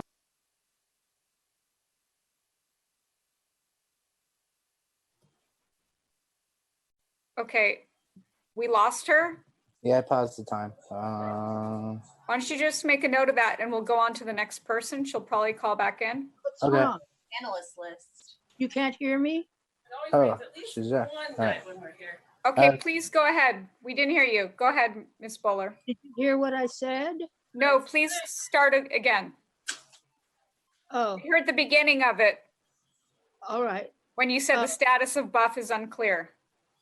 Yes, because the Board of Supervisors at present is going to be voting on a proposal that the Department of Public Works be separated from all but the care of the streets. And there will be a new commission over that department, and there will be a new commission over the Bureau of Urban Forestry and the other departments, bureaus. In addition, the criteria for removing the ficus trees was established in 2014 by Mr. Nuru. He is no longer the head of the department, so that order is not still valid, in my opinion. And I find it egregious to be considering in the first place the removal of all those ficus trees. And I think this matter should be null and void and started over again at the beginning. Because legally, it is unclear who has authority over the trees. 30 seconds.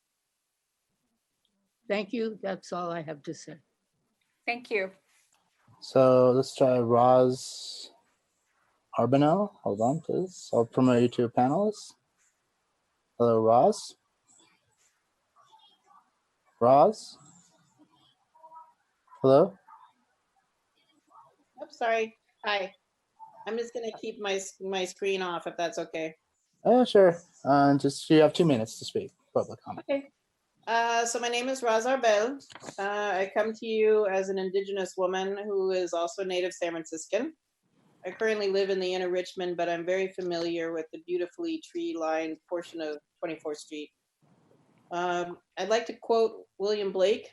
He said, "The tree which moves some to tears of joy is in the eyes of others only a green thing which stands in the way.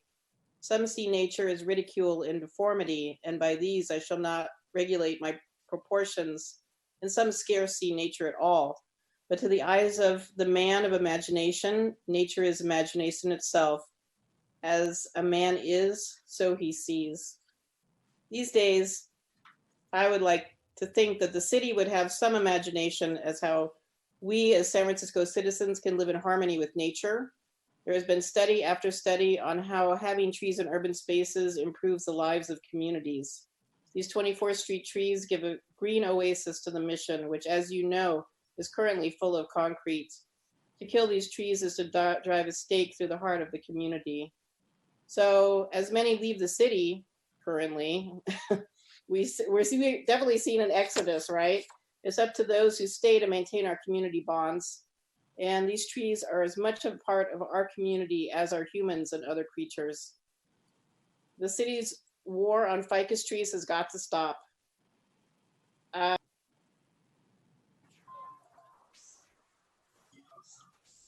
Oh, we just lost her. I don't hear anything. Oops, sorry. I don't know what happened. Okay, can you make a note of her time, Alec? And then if she calls back, Yeah, I she see had 30 seconds. Okay, so Tanya Mesado, I believe, wants to provide public comment. She's already in the panelist queue. Yep, I'm here. Thank you. Please go ahead. You have 2 minutes. Sure.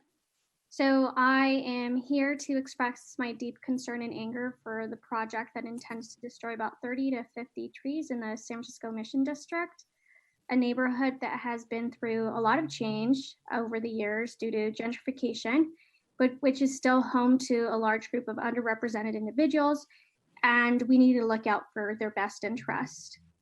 It is a known fact that low-income neighborhoods and communities of color, like those in the San Francisco Mission District, specifically Calle 24, generally experience higher levels of air pollution and suffer at higher rates from health problems from environmental pollutants.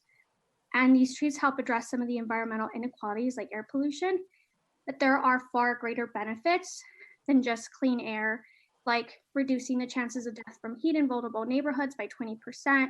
They save consumers electricity costs, and a tree after 50 years is worth about $200,000, according to a professor of the University of Calcutta, because it provides oxygen, pollution control, soil erosion, soil fertility, and many other benefits. However, far too often, these communities most in need of the benefits of trees do not have access to them. Right now, the mission does. We have some tree equity in the mission when so many other communities don't. These communities that don't require government, nonprofit, and private funders to come in to help them purchase 30 seconds. and then have to hope that these trees will grow as big as the ones that you're trying to replace in the mission. I know because I work in these types of projects. I've experienced in the field, and it makes me wary of the solution because of budgetary constraints and in the environmental challenges that exist. What guarantee does the community have? Will it create a better situation than the one that currently exists? And we only have 11 years to fight climate change. Why make this decision now? When we Time. That's time. Thank you. Thank you. So Leslie Freeman. Yes, hello. Hello, you have 2 minutes. Thank you. I'd like to share my screen. Okay, one moment. Alec, is she in the attendees? Yeah, category? she's in the panelists now. Okay. Great. Thank you. I'm Leslie Freeman. I live near 24th Street, and as the date of the hearing approached, a few of us got together to create a call to action 90-second video. And in the spirit of that and the community coming together, I'd like to share it with you. I wrote the script along with our filmmaker. Both of us are neighbors. So here we go. Let's see if I can, wait a second. Share screen. Is it visible? Yes. Oh, shoot. I hope this is gonna work. It's doing something funny. We can hold the time. Okay. Hear that thing that's happening? Ugh. Something's going wrong with my screen share. I'll pause the time. Take your time. Take your time. Do you need assistance? Alec, could you give her some guidance possibly? It's actually okay. on my browser side. If I have a moment, I'll open the browser again. or you can come back to me. Why don't we come back to you since we have a lot of speakers, if you don't mind? Okay, here it is though. Oh, you Actually, have it. Okay, let's go. let's do it. Okay, yeah, a minute and 16 seconds.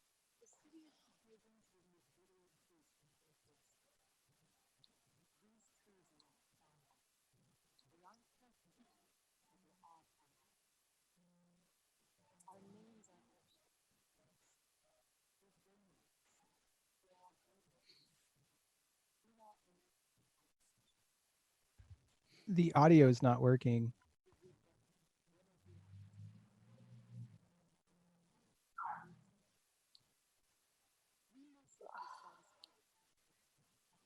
Ugh, damn it. Can someone assist her with the audio? That's on her computer. Yeah, there's a setting though in Zoom. If someone can assist her with that setting, which I had to do earlier today, that would be much appreciated. I'm not sure what setting. On the bottom right, at the bottom where it says share screen, there's some dots on the right side. You have to click those and go to share computer sound for her screen.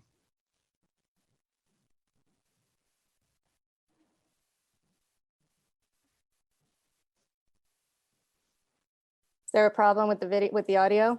Yeah, I'm sorry. Yeah, I the don't audio know is how not to playing. fix the audio. And Mr. Carnegie, I don't understand. In Zoom, at the bottom of the screen, there's 3 dots, and you click on those and click share computer sound. Is that for Leslie? Are you talking to? Yeah, for Leslie.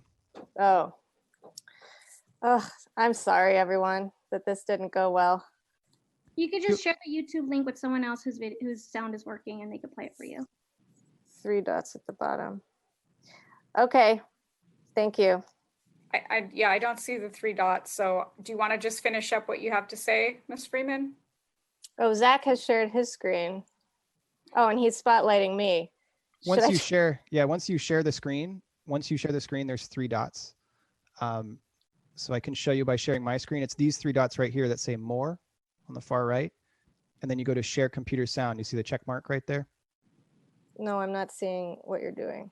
Oh, I guess. We're not seeing that. You can't see that. You stuck. Yeah. Can I ask the board to let me share my screen to show how this is done? Well, I feel like we need to move on. Yeah. I mean, I think we need to move on. We can bring you back, but why don't you work on it? Maybe you can separately chat with Zach, or maybe get on the phone with Alec, but. That's great. I'll do that. I'll be here. Thank you. So Yeah, we'll you come can- back to you. You can call me if you want. Thank Okay. you. Okay, so we'll now, Alec, Anastasia Powers, could you move her into the panelist queue, Yeah. please? Okay, she's in the panelist. Okay, Let's Ms. see. Powers? Hi. Hi, welcome. You have 2 minutes. Thank you so much. I'm the executive director of Bravo Theater Center. We have 100 feet of storefront on 24th Street between York and Hampshire Streets. We have 4 trees on our property. We have 3.5 trees on our property. I have been here for 8 years, over 8 years, and I love the trees. I love the trees. I've been working and living in this neighborhood for a long time. They're beautiful, they're shady, they provide a lot. But I have spent thousands and thousands of dollars managing the trees on our property. I spent $10,000 in February to replace my sewer pipe because the tree roots keep invading my sewer pipes. I have to repair my roof and clean my roof all the time because we have 4 trees that are dropping leaves and branches on the trees. I've seen the branches fall on windy days. Last year, you showed the tree in June, that's the part of the tree that fell in June. Another tree last year completely fell down closer to Bryant Street. So I am very mixed about the trees, and I'm in a very unusual position because I have 4 trees on my property. So 3 seconds. I'm very concerned, like I don't want the trees to be cut down, but I don't see the city's investment in the trees to properly manage the trees. And that's what I'm really concerned about. If the trees don't get cut down, then who's going to invest the money that it's going to take care of the trees? Because somebody's going to get hurt from a branch, a tree falling, you know, That's last time. Okay, that's all. Okay, thank you. I have a request from someone. Hold on, please. Let me find I believe Roz came back. Roz Arbel. okay. Somebody was asking to go next if that was possible. So Why don't we just finish Roz Arbel since she started out. okay, hold on, please.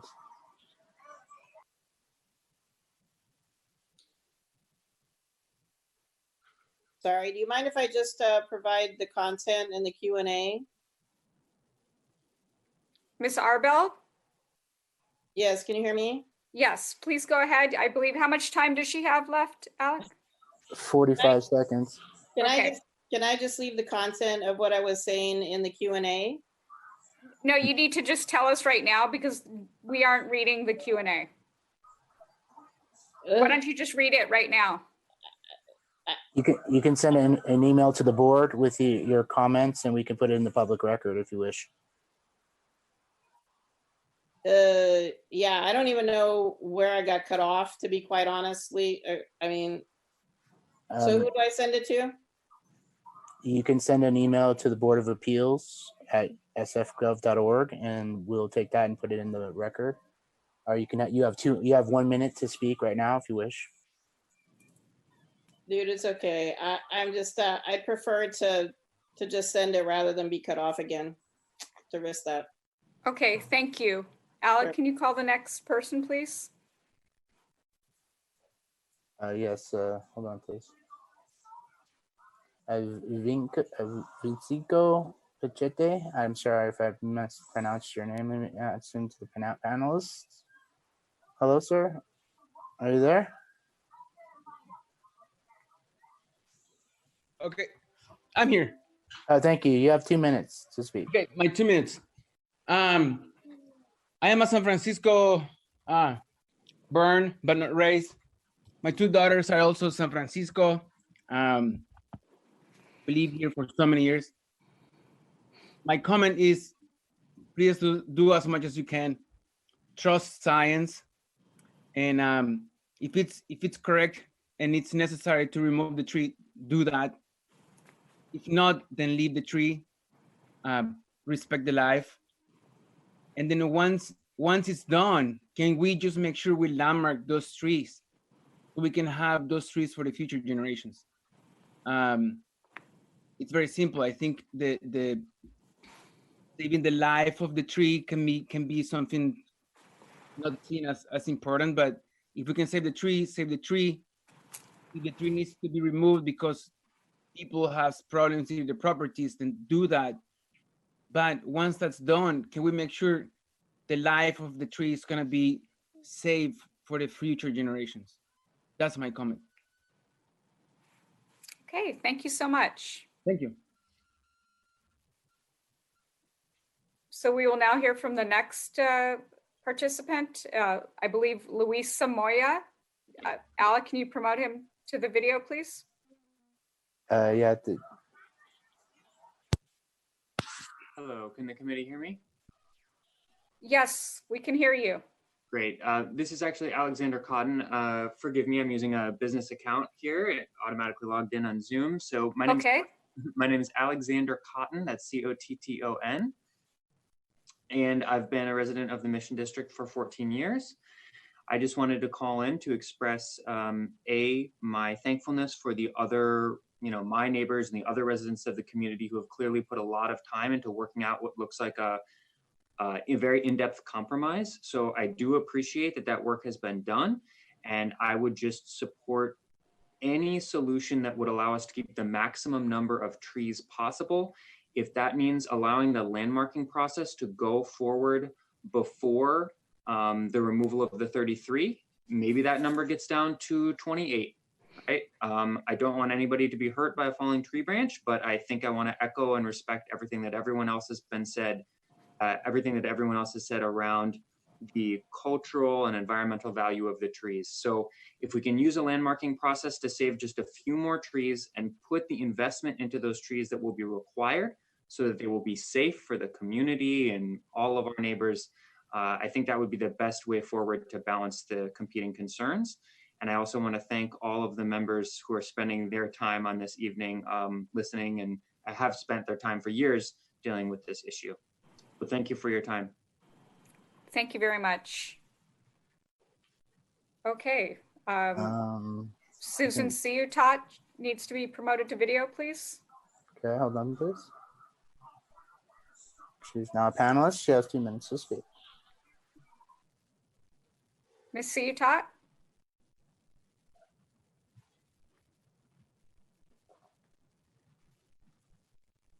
Hello, Ms. Ciutat, we can't hear you. I don't see her either. I think we need to move the last caller out. Wait, can you hear me now? Yes. Okay. Thank you. Please go ahead. Hi, welcome. Yeah, thank you so much. And I really admire your patience with the technical challenges. I just want to make a comment about public safety and also notification for when trees will actually come down. I spent a lot of time in the Mission. I live in Hayes Valley, and I think the statements that we hear from Buff and DPW about how dangerous these trees are a little puzzling to many of us. I've lived here for 18 years. I haven't seen any damage to persons or property from failing ficus trees. So when they keep telling us how dangerous the trees are, for many of us, it's really hard to understand that. So I think that if things need to slow down, I don't think that the public is at any great risk. There have been some failures from trucks driving into trees or just branches just falling where no one was hurt. So I think slowing down to allow the possibility of some trees being landmark is a really good idea. When Buff originally came to our neighborhood, they were going to cut down 39 trees that were dangerous. And now that's been reduced to 25. And I don't want to discourage them from reducing the number of trees they're going to remove, but it does kind of beg the question, how dangerous were they really?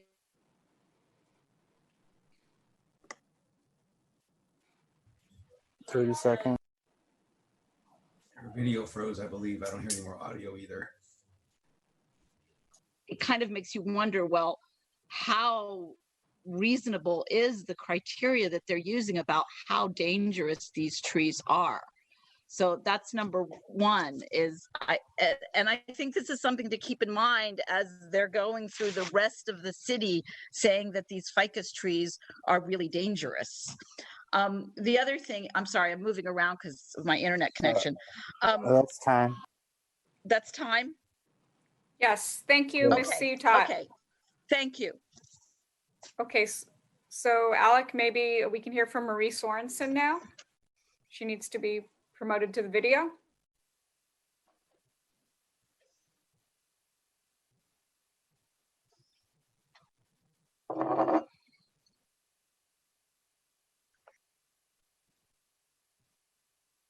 Ms. Sorensen? She's been at it. Hello, Ms. Sorensen, are you there?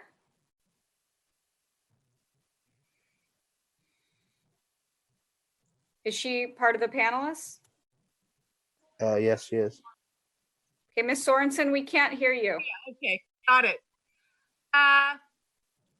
For me, it all started when the city came, DPW came and wanted to wholesalely cut out all our trees, and I thought, somebody wants a tree contract with Mohammed because he was so adamant that all the trees had to come out. And oh, guess what? He's now under indictment for the FBI. So I really call it all a wash.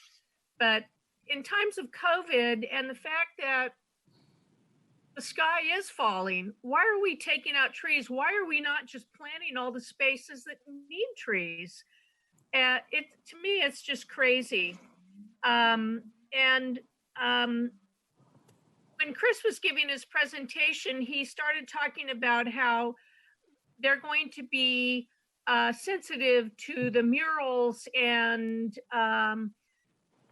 that are painted on buildings. And I also thought, well, that's kind of interesting because several months ago, they quickly went through and started planting trees, like ones on York Street where there's that beautiful mural on York and 24th and other spots. So now you're going to be sensitive to not planting where there's murals and you're going to talk to the community. Okay. One of the other things I want to talk about is when we had our tree planted years ago, one of my neighbors came across 30 seconds. came across the street and said to me, I'm not going to plant a tree because watering, quite frankly, is too expensive, the paying for the water. Why not have the city give a credit to every single business, every homeowner that has a tree plant and say, okay, we're going to give you 50 gallons a month just to plant, just to water your trees. Why can't something like that be done so the burden is also, the owner can feel better about having. Okay, thank you for your comments. Okay, so we have a caller whose phone number ends in 1525, 619 area code. Yes, that's me. Hello, I Hello. am Leah Tro, resident of 24th Street. I live across the street from where the branch fell in the car a few weeks ago. And I do believe that is a cause of them not being maintained and the ficus trees being set up to fail, a glass cliff, if you will. The trees provide my neighbors shade. They provide my neighbors a good view. They cover up the structural improvements that need to be made on many buildings on the street. And also, this is right by General Hospital. Many people are unsheltered, and the trees provide them shelter, what they can have with their large canopies, which also support the wildlife and basically the ecosystem of the neighborhood with temperature control. On the days that it reaches 90, 95, 100, there's notable difference between the sunny side and you step into the shade of the tree, and that provides everyone's health relief. I propose that you listen to the advocates. I do trust the expertise of the city employees also, but with the new developments going up across the street from my house and all of this, I am worried about the gentrification. And also, I just want to have a good, nice view of my neighborhood. Thank you for your time. Thank you. Will you please repeat your name for the record? Leah Tro. Okay, thank you so much. Okay, if you are here to provide public comment, if you could raise your hand. If you called in, you press *9. Thank you. If you joined by Zoom, there's the lower right-hand portion. Thank you so much. Okay, so I see Freddie Coronado. Yeah, promote him. Thank you. Panelist. Freddie, he's a panelist now. Okay, Mr. Coronado. Alec, maybe we can move the next person sooner so we don't have to wait. Like while one person's speaking, we can move someone over. Oh, hi. Yeah, I'm sorry. I'm answering emails too. No, okay, hi, thank you. I'm here. Okay, thank you, Mr. Coronado. You have 2 minutes. Okay, hi, my name is Freddie Coronado. I live in San Francisco. I ask that the city of San Francisco does its best to preserve these ficus trees and listen to the pleas of the community to save them. For me, they remind me of Mexico City, and every time I walk on 24th Street, it reminds me of back home. These beautiful trees provide us with shade and comfort loved by residents of the Mission. I ask that most of these ficus trees are saved or landmarked, And as a resident of Van Ness Avenue myself, I have witnessed a delay of public works in fixing sidewalks and tree basins along the corridor, and it has even been more unwalkable than it was before. So just please listen to what the community wants, what the mission wants, and save as many of these ficus trees as you can. Thank you. Okay, thank you. Leslie Freeman's next. Okay. Ms. Freeman, please go ahead. Okay, I'm back. Okay. Okay. Yes, so I'm Leslie Freeman. Thank you. I'm going to share a 90-second video that some neighbors and I put together. I wrote the script with our filmmaker, and you may recognize Kendra's voice as the voiceover. I'm going to try this again. Thank you for your patience. I'm going to pause time until you're all set up. Okay.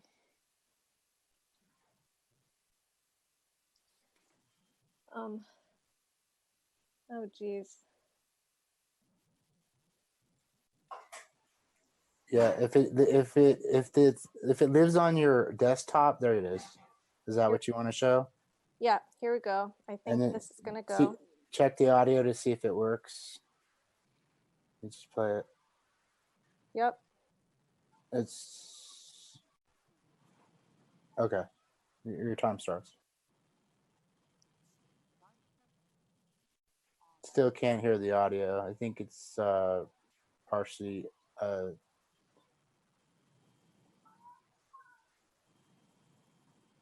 You can't hear the audio? no. If it plays on your computer, it should play on Zoom. It should be you should be able to hear it while you have it on your I do. Let me try one more time and then we'll give up. Is it playing through your headphones or is that on your phone? No, it's playing through my computer. Yeah, maybe if your headphone, I don't know, maybe your headphones are on it. Yeah, I'm sorry. We need to move on. Yeah. Okay. Thank you. All right. Okay. So let's hear from Phoenix Firestarter, please. Miss Phoenix Firestarter. Thank you so much. Hi, I'm a horticulturalist in San Francisco, and I know these trees were not the best trees to plant, but they're the trees that we have, and they're very mature, and I hope that we can preserve the ones that we can and that they're problematic. That said, they have decades of growth, and it's something that we may never see again in our lifetimes if they are taken away, and I would love to see time and money invested in keeping these trees, which are very much a part of our city. When I first started this, I was like, oh, well, you know, maybe we can phase them out. Can we phase them out, the ones that have to go out over the next 10 years so it's not so stark, right? Take the worst 10% first year, etc. And then the more I talked to the locals, they're really special trees to the people who live here. And one of the things that they do provide with the shade is they shield the buildings from UV light. So whereas these homeowners and business owners are paying for the trees, if those trees weren't there, they would be paying a lot more to keep up the front of their places, to repaint them and things, because the trees actually protect the buildings too. So thank you for your time. Please consider leaving as many of them as possible. I understand if some of them have to go, and thank you for your time. Okay, thank you. And I see that we do have a hand raised from the arborist that was hired by the appellants. And Christopher, you can speak during their time. Right now we're on public comment. So the next commenter is Shalico. Please go ahead.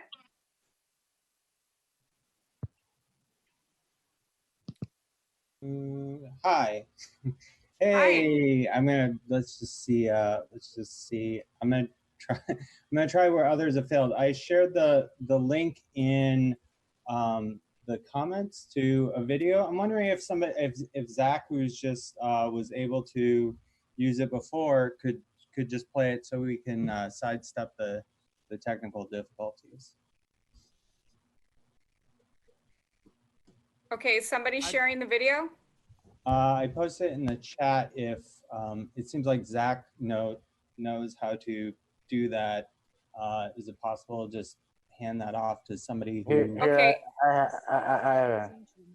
Alec, do you see it in the chat?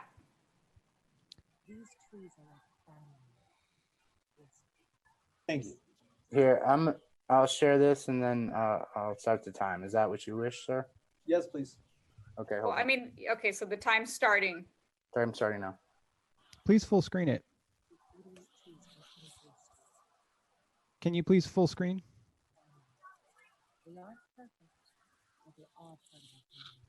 The city is our names are etched in these trees. They've grown with us. They are our guardians. They clean our air and provide us with shade. Every morning we greet them, buenos dias. They give roots to our neighborhood. We mustn't be satisfied with quick fixes, but we must take the appropriate actions to preserve the life, culture, and history of our neighborhood.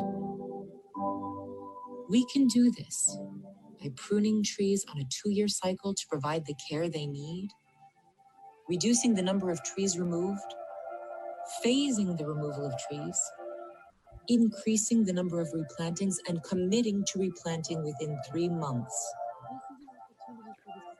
This is an opportunity for the city and public works to demonstrate their commitment to the resilience, sustainability, and health of Calle 24 by providing the support needed to preserve culture and iconic beauty in our neighborhood and promote the health of all who live in it. If this matters to you, raise your voice, July 15th. The information is linked below. The city is proposing to remove 48... There's somebody to simultaneously showing the videos.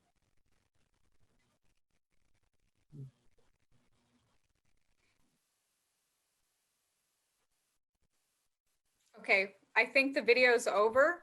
Yeah, I don't know. I don't know what happened. Somebody's simultaneously sending videos. Okay, so we're gonna need to move on. We have a caller who blocked their ID, call-in user number 1. You can go ahead and provide public comment now. Hello. Hello, please go ahead. You have 2 minutes. If you could identify yourself. Hi, yeah, I am Cornelia Lawrenson. I'm a Mission resident. I also am a community gardener in the Mission. I'm a landscaper, and I am a watering captain for the Mission Verde plan.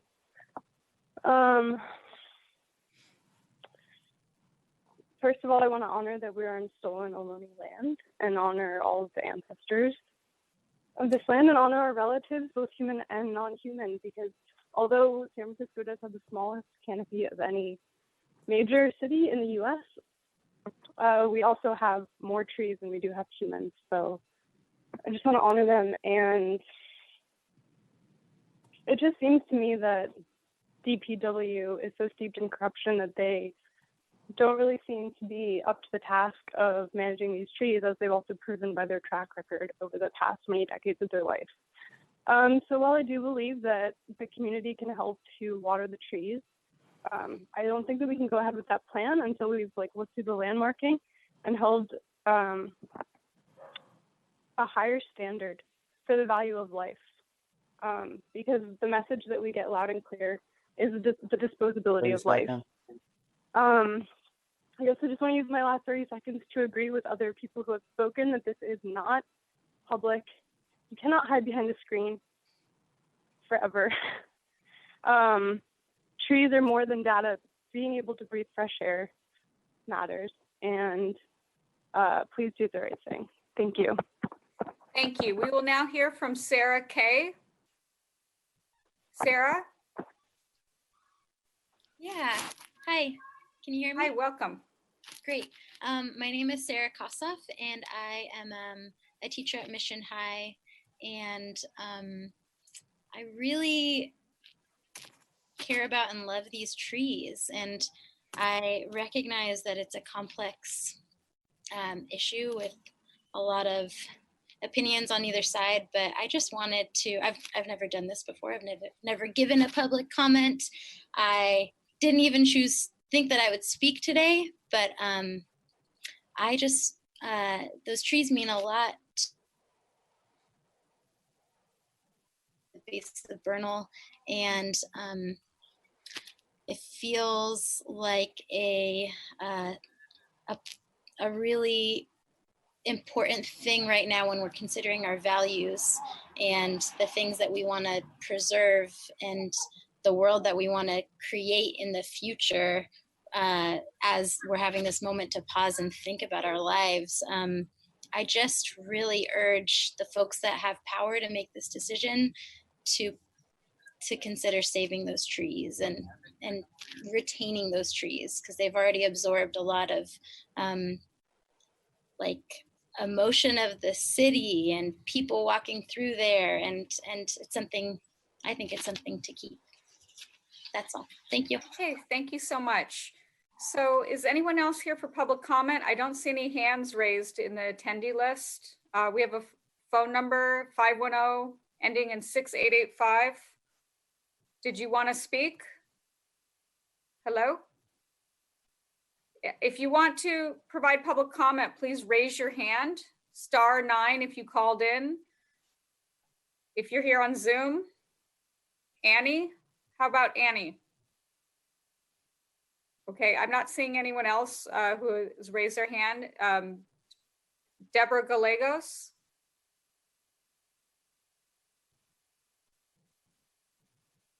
I see quite, okay. How about Sheila Cahill? We're going to put you on video.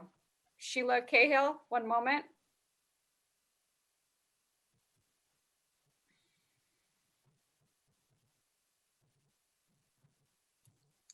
Sheila Cahill? Hi, can you hear me? Hi, yes, thank you, welcome. Please go ahead. I sent a comment by text, but I'm not sure if it's going to be recorded. So I just wanted to say I'm a Mission resident. I think those trees, the explanation for why they can't be landmarked wasn't entirely clear to me. Just because trees haven't been landmarked in landmarked neighborhoods before. I would like to hear that there's been sufficient exploration of doing that this time. I come from a city where they took down the trees on the main street. They were London, they were a different breed, different kind of tree, London pines, I think. They replaced them with trees, and the street has never been the same.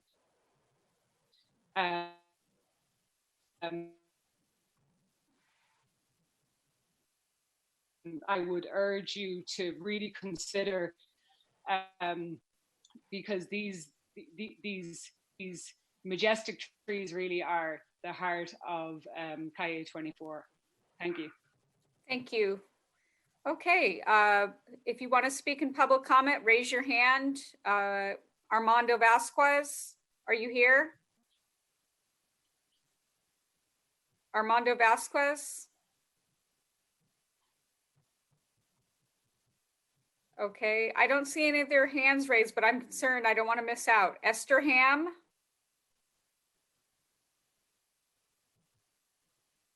Alec, maybe for the record, you can just explain how people can raise their hand on Zoom. Yeah, there's a button. I think it's on the shared screen application, I believe. Or you can go to your name and then it says raise hand. So Esther Ham?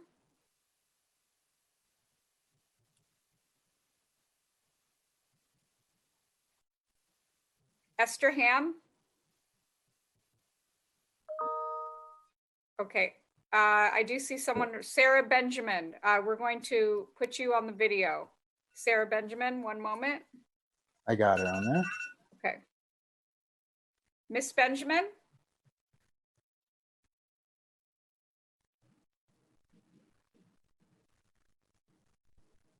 Is she in the panelist? She is. Sarah Benjamin, please go ahead. Hi, welcome. You have 2 minutes. Thank you. Can you hear me? Yes, thank you. Okay, great. Hi, I'm Sarah Benjamin, and I'd like to lend my support for the trees. I think the ficus trees have such a personality that is really unmatched in a lot of the city, and the Mission District really benefits a lot from having those trees, as a lot of other people have mentioned. The benefits are from the shade, the clean air, and the natural beauty that really makes that street so memorable and so beautiful to walk down, as opposed to a lot of other streets around there. So I would like to echo the many sentiments about keeping the trees and pruning them appropriately, and then making sure that all of the trees are able to retain their branches without falling down, like the one on the car. So I think with proper pruning and attention, and also maybe having like some kind of a email like that somebody could tell you if the branch is not doing well, and kind of like if you see something, say something type of thing. So I'm all about safety, but I think the trees are so beautiful. I'd like to lend my support to keeping the trees. Thank you. Okay, thank you so much. Is there any other public comment? Please raise your hand. I think we've gotten most of, I think we have everyone. I don't see anyone raising their hand. I see President Lazarus. Did you? Yes, if we have concluded public comment, I'm going to recommend that we take a 10-minute break before returning for the rest of the hearing. Okay, great. So we'll return at 7:35? Yes, please. Okay, thank you, everyone.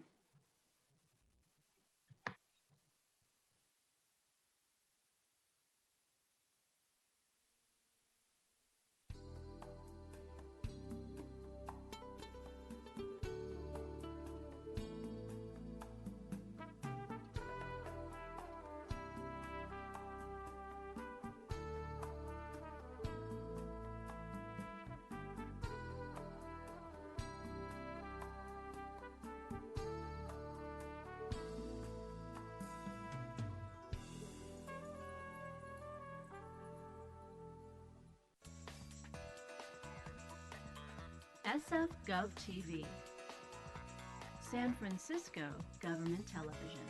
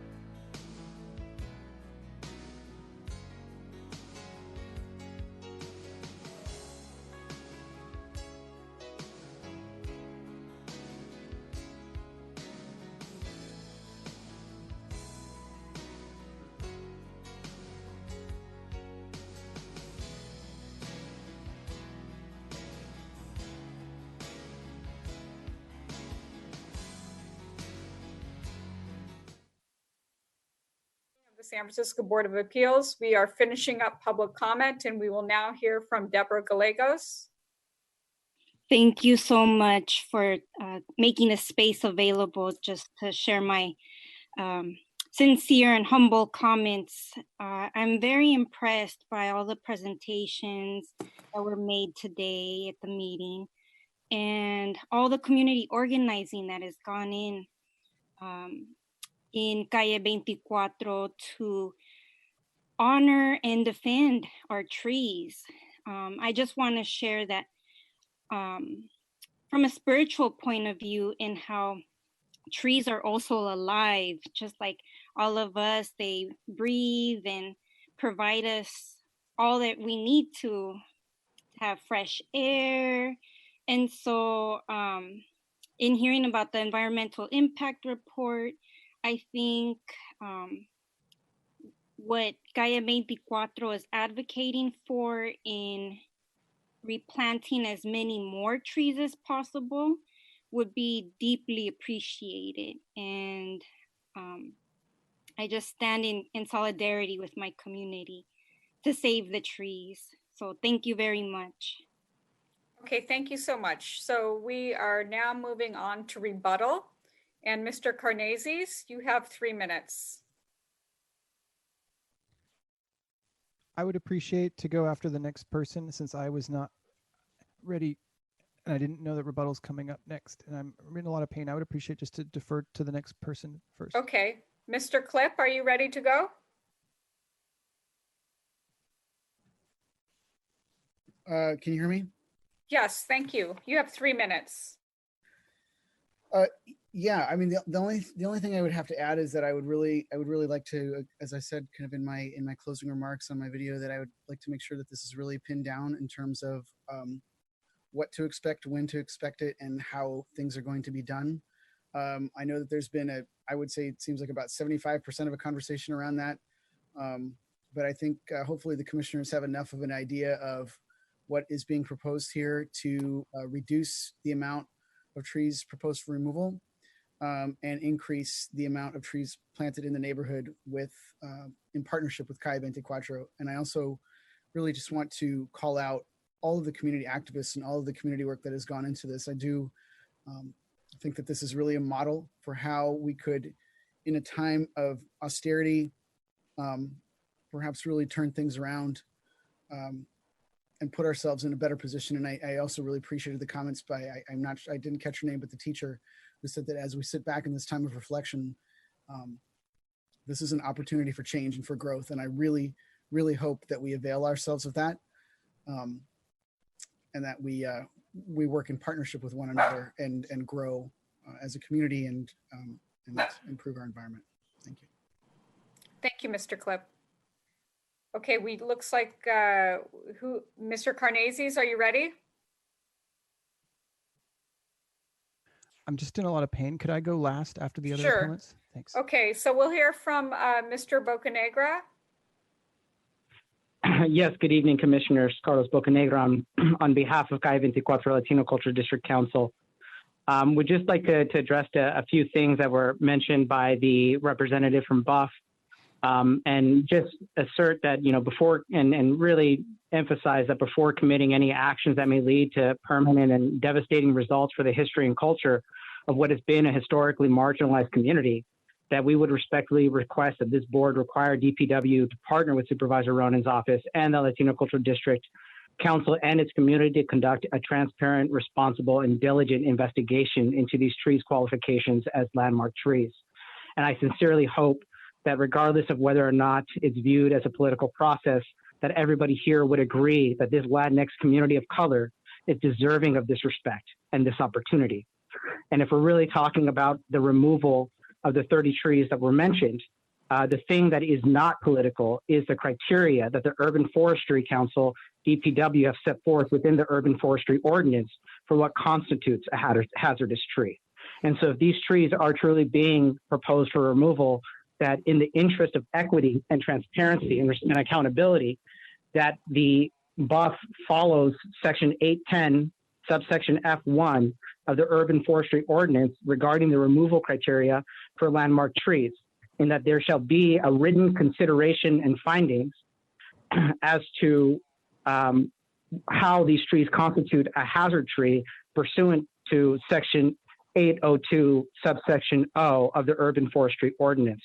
And just to make sure that we're not authorizing the removal of a tree unless it is absolutely necessary. And there are criteria within section 802 for what a hazardous tree is. You know, I won't go on to read those, but just to say that there is a very clear delineated process. I would ask that this consideration and these written findings be done in conjunction and in partnership with the Calle 24 Council in a community-based planning process to really make sure that we're doing this in the most responsible, diligent way possible. And really just respecting the ability for a marginalized community to really partner with the city and the various departments and understanding the inequities that have existed for years and providing them the support and resources that are necessary to make this assessment for these trees so that not only for the community that is there, but for all of the children and communities that will come in the future, that we're doing everything possible to protect these trees and at least giving this community the proper opportunity to do so. Thank you very much. Thank you. Commissioner Tanner has a question. Thank you, Mr. Bocanegra, for your comments. Just want to understand, have you or your organization spoken with the supervisor about sponsoring these trees as landmark trees? There were conversations that were initially held after the first hearing that we had. Those conversations were continuing and then got interrupted by the COVID crisis. Yeah. And that's where we're hoping that, you know, the Board of Appeals will be helpful, and also understanding, you know, the capacity of the Board of Supervisors of having an agency as large as DPW commit at least, you know, one person to really helping, you know, move this process and engaging in a community-based planning process with Calle 24 to really see that this is moving along, because these communities are not as well resourced as other more privileged communities are. And so doing our best to maintain equity and providing them support necessary to actually do this in a meaningful way. Yeah, I just want to state what I heard from the supervisor's representative, and maybe he'll correct himself if we made an error, is that the supervisor is interested in looking at the trees that are remaining to be landmarked. And from, you know, the staff perspective, that's not really something that Mr. Buck can move forward. It would need to be either Ms. Ronan or the acting director of Public Works to advance that in terms of the actual landmark process. So I hear you on, you know, wanting to ensure that the criteria are used in the evaluation of removal, but just want to be clear about the specifics of the landmark process. So it's not a question, just want to make sure you're hearing that. That's what I'm hearing from the testimony given tonight.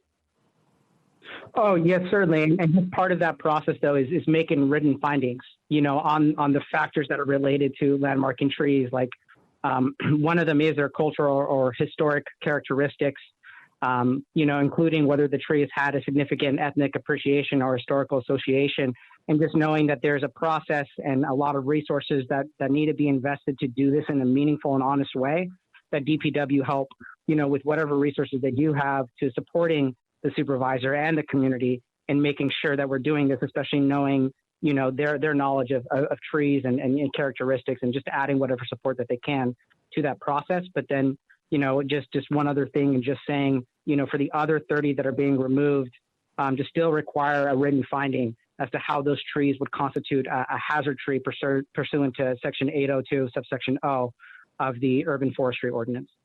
Thank you. Thank you. President Lazarus? Yeah, I still would like to get some clarification, and maybe it was just given and I missed it, but is the notion that this landmark process is going to be done on every single tree prior to any of them coming down? Or are we talking about the possibility of looking at landmark status for the ones that are going to remain? Because I think there's a big difference, and it would certainly affect potentially what we do as a board. So I don't know who wants to respond to that, Mr. Bocanegra, or whether we should wait for Mr. Buck. But maybe I'm the only one who's confused. But I think it was on the trees that remain. Yes. Ma'am, the thing that I would say, this is Carlos Bocanegra with Calle 24, the thing I would say with regard to that piece is that the hope would be to engage in the landmarking process for those 30 trees as well, because I believe the community deserves the opportunity to make their case to the Urban Forestry Council as to why these trees should be promoted or proposed for landmarking status in conjunction with the support of the supervisor, and understanding that regardless of what happens after that process, if those trees are approved for landmark trees, it's not as though you know, there's absolutely no pathway to remove or cut down the trees. It's just saying we're going to use the very objective and high equity standard of assuring that those trees actually constitute a hazard tree pursuant to Section 802, subsection O of the Urban Forestry Ordinance. So I would say in doing due diligence and maintaining equity for this community, putting all the trees through the process would be the most ideal thing, and holding ourselves accountable and responsible to this community. But that what I had proposed earlier was at least another compromise that we could do if that didn't work for this board. President Okay. Lazarus, for Thank my you. part, what I have heard is differing opinions from different folks about what would be the preference. I've heard one person, I heard Mr. Manje say he would want to landmark the remaining trees and work with the supervisor would support that. I hear Mr. Bocanegra saying to landmark the trees and go through that process before they're removed. And I hear Mr. Buck saying, well, that would be an additional process, and perhaps all of the trees are not considered hazardous. And so he and the Public Works would be against doing the landmarking beforehand, but supportive after, again, if the supervisor brings that forward. So that's my interpretation of the. Okay, well, I think then it's going to be part of our discussion. Okay, Commissioner Swig, you had a question? I don't know, Commissioner Lazarus, whether you want me to make this later or now, but it's contextual to now. We were offered a slide by one of the appellants in the context of the maintenance plan of with these trees, and it was beautifully done, and it put it into zones A through, I can't remember, F or something like that. And I don't think that we should be dealing with the landmark issue tonight. I am supportive of some form of landmarking, so I'm not dismissing that option. But I think, as it was just pointed out, there are many ideas on the subject. But that wonderful map presented really a natural formation for the potential of a landmarked area or landmarked forest, where any tree which is in that grid should be considered a part of that landmark forest. Because what we're going to face, my feeling is that unfortunately trees will come and go, and that's Mother Nature. But if we landmark a territory which includes all the trees in that territory, then perpetually or forever, they will all enjoy landmark status as part of that forest, whether they are newly planted or legacy trees. But that was something I was going to bring up in discussion. Okay, I think we should save that for discussion, and I think we should continue and hear all the rebuttal. Thank you. Okay, thank you. We will now hear from Kendra Sharich. Would it be possible to yield my time to the arborist Christopher Campbell? Yes. I would like to do that. Mr. Campbell? Hello, my name is Christopher Campbell. I'm a community member. I'm certified arborist of 18 years and a qualified tree risk assessor. I did provide the report for the community there for the 100 trees along the 24 street corridor. I just have a few comments. One, I would like to say that I'm really pleased to see the cooperation between Buff and the community. I think it's really moving in a great direction there. But I'd like to stress and comment on the importance of the pruning specifications and the supervision of the pruning of those trees to be retained.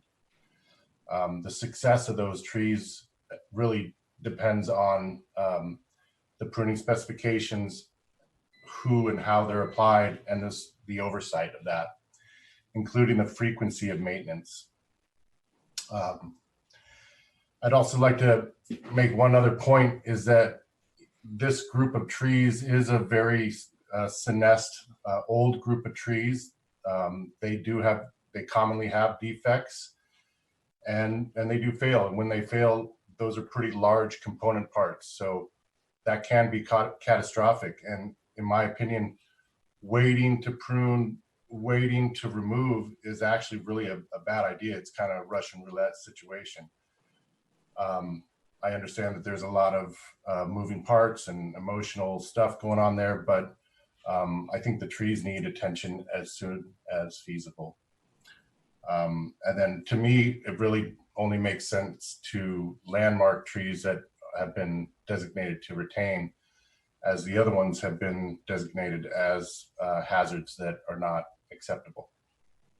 That's my comment. Thank you. Thank you. Okay, Mr. Carnazes, are you ready?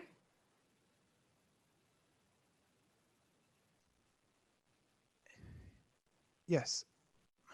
Okay, you have 3 minutes. Thank you. Thank you. We're going into about 3 hours here, and I'm in a lot of pain. This board is not taking into consideration the aspect that people with disabilities have been left out of this process of the original hearing. It is in violation of 8.2000 of Title II of the American with Disabilities Act. We were denied access to the original hearing for these trees, and the board doesn't even talk about it. Seniors and people with disabilities were not given full access. That's issue number one of why this permit, of why this should be denied. Reason number two is that the vice president of this board is personal friends with Chris Buck. He has admitted to as such and will have an extreme bias. This board is biased, and that is not a way to enact democracy. Reason three, Mohammed Nuru, who issued this order, was arrested by the FBI for corruption. That's a great reason to deny this order. Number four is that this is not a public meeting in the sense that there have been a lot of technical difficulties, a lot of challenges from people to attend and leave comment and play. Two people tried to play a video and weren't able to do it. And we tried to get extensions because number five, it's crazy to be doing this during COVID, to be cutting down all these trees. This can wait. It can be extended. And this board is, I hope they can consider that. I'm really disappointed that District 9, Hillary Ronan's office, did not work with the Ethics Commission to address the issue of Vice President Honda's personal friendship with Chris Buck. It was disgusting hearing him coach questions here today from Chris Buck. DPW has never taken disability needs into account, which is why we were excluded from this process. And it took many, many months to get an accessible tree notification page, which I will share with you all right now. It is this page right here, which I had to fight very hard for because they didn't care about disabled people until I started talking with disability attorneys. Chris Buck has also spoken up that gentrification is a conspiracy theory, according to this SF Weekly article, that these trees are going to be cut down to make room for luxury condos. That's what's happening here, folks. This is about gentrification and about whitening this neighborhood. You will see it. When these trees come down, more construction projects will be happening and this neighborhood will be whitened. I am in strong support of Calle 24 and their work for this community, to keep this a diverse community and to stop this greed of this city making money. I would like to see Chris Buck and other officials who make hundreds of thousands of dollars a year take a 10% salary cut to support our urban environment and our trees. That's our tax dollars. Our tax dollars are paying $300,000 for the Department of Public Works to cut down our trees. Thank you. Thank you. We will now move on to the Bureau of Urban Forestry. Mr. Buck, you have 12 minutes. Before that, Ms. Rosenberg, I have a question. Oh, I'm sorry, Commissioner Tanner. It's okay, I was slow to raise my hand. Mr. Carnazes, is the access to the hearing that you're saying you were denied because the font on the notice was too small and the location of the tree was too high? Is that what you're referring to?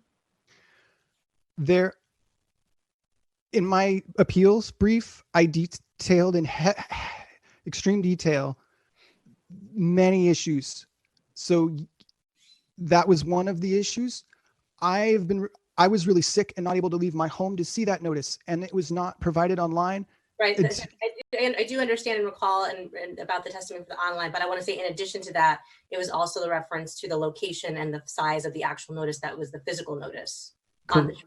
Great. Thank you very much. And then I had a question for our city attorney, Mr. Russi, if you're available. Mr. Russi, if you could address, just remind myself and the members of the public, what constitutes a conflict of interest when a matter is before the board? A conflict of interest that would require someone to recuse themselves from a matter would be something where the member of the board has a financial interest in the matter before the board is considering. A personal relationship would not constitute a required conflict of interest, assuming that the member of the board can still consider the matter in a fair manner. Great, thank you. I appreciate that. That's my questions. Okay, thank you. So Mr. Buck, you have 12 minutes for rebuttal.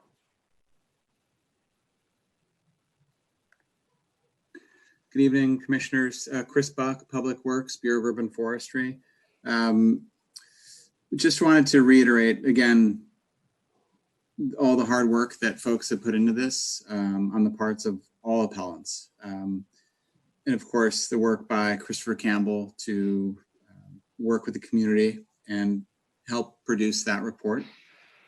So the items I just want to reiterate is we're proposing the removal of 33 trees, proposed for removal of, 30 of those are essentially agreed upon in terms of the report provided by the independent arborist, Mr. Campbell. And for sure, these are trees that we do have concerns about. We've had 2 failures in the time that it's taken to sort of go through this year and a half process. And regarding landmark trees, I was a little confused about the landmarking existing trees versus remaining trees. It seems like there's a few points to that, but I was not really prepared to speak to that tonight. It hasn't come up in any of our appellant meetings, but if we can clarify any questions, we're definitely available to do that. But again, just to reiterate, one other point to clarify is that, we'd plant 50 replacement trees along 24th Street. The 145 replacement trees are including the 50, so it'd be 95 additional street trees with the 50.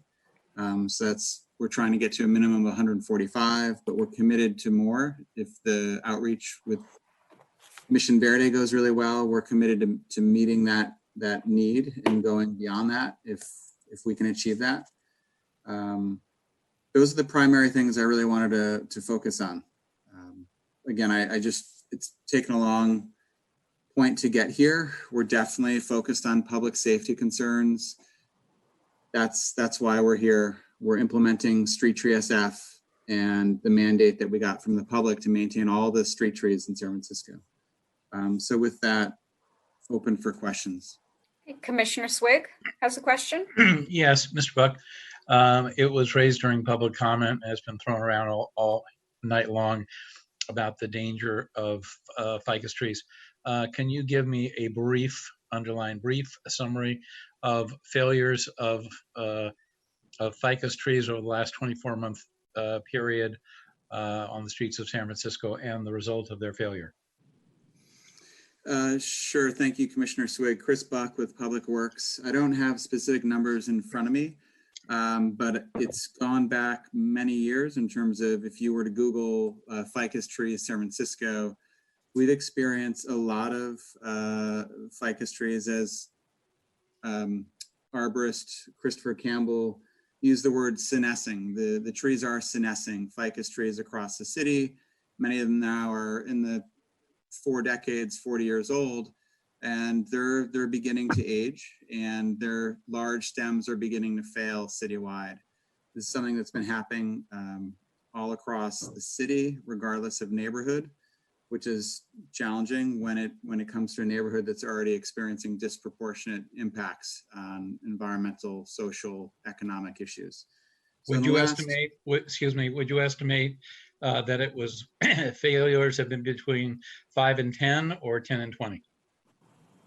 Ficus failure is greater than, we've probably had in the last couple of years, at least 50 failures citywide. Right. That was the answer. You don't have to go there. I just wanted to point out to those who think that there is a contrivance to the danger of the trees, that your number that there's been at least 50 failures is something to be concerned with. Commissioner, representative for Kaizen would like to respond. I'm sorry, we can't have people calling out in the middle of the hearing. If you have we aren't taking questions anymore or comments. If the commissioners have a question of you, then they will ask it. I'll yield back. Thank you. He answered my question. Thank you. Okay, thank you. So I believe President Lazarus has a question. Yes, I do. Thank you. Mr. Buck, I believe it was in your presentation earlier that there was a commitment as to the sort of the timing and the plan for this, that it would be essentially block by block. So is that something that we should potentially consider in our deliberations? Thank you, President Lazarus. Yes, we are, and I want to be clear, we're talking about a 3-month, when we initiate, we're going to remove trees and stumps before we allow the contractor to advance to the next block, so that we don't have all trees removed, all stumps in the process of being removed. So it's a way for us to try to phase this work to some degree. We're not saying the entire corridor will start and stop within 3 months, but by block, we won't allow the contractor to begin removing additional trees until they've removed the trees and the stumps on the block in which they start with. And that would start at Petrera Avenue, moving west. So it's a 3-month to, once that block has had trees removed and stumps removed, we would replant the replacement trees and any new trees in vacant spots within 3 months as they move down. So you're not necessarily saying that the replanting occurs before the next block has the trees cut, but within 3 months of any particular block having its trees out, they will be replanted. Am I correct? Correct, Commissioner. We need to make a number of sidewalk repairs. We need to repair a sidewalk and also cut and shift some of the locations on each block.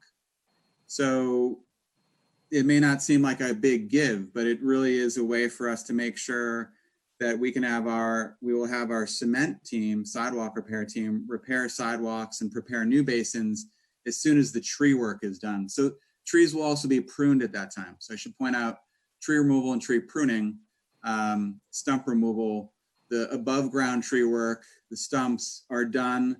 Then the contractor moves to the next block and we begin doing the finishing work, sidewalk repair and planting. So you're right that it's not all done within 3 months before we go on to the next block, but it'll allow us to follow in a timely manner with some time commitment per block. Okay, so I guess I'm still a little confused. Once you've done all that, I mean, is there any guarantee that once the tree's removed that there will be something planted within X amount of time following that? Yes, so it should be 3 months. Okay, that's what I wanted to clarify. Yep. All right, thank you. Okay, so commissioners, this matter is submitted. Commissioners? And Vice President Honda? Oh, I'm sorry, President Lazarus. Okay. May I start? Yes. Okay, so I believe this item has been continued twice. I believe I'm the person or the commissioner that motioned it both times to be moved up so that we would have more outreach and participation from all parties here, which it seems that we have. Also, prior to this hearing, I mentioned during a prior hearing that I had noticed that a large tree had been removed on 24th, of course with permit, in front of a church on 24th Street. It seemed terrible. It seemed like it was tragic. It was like a desert. We're not just talking about a row of trees here. I believe kind of, not to get too emotional, but it's really the heart of this community. This is where Carnival starts.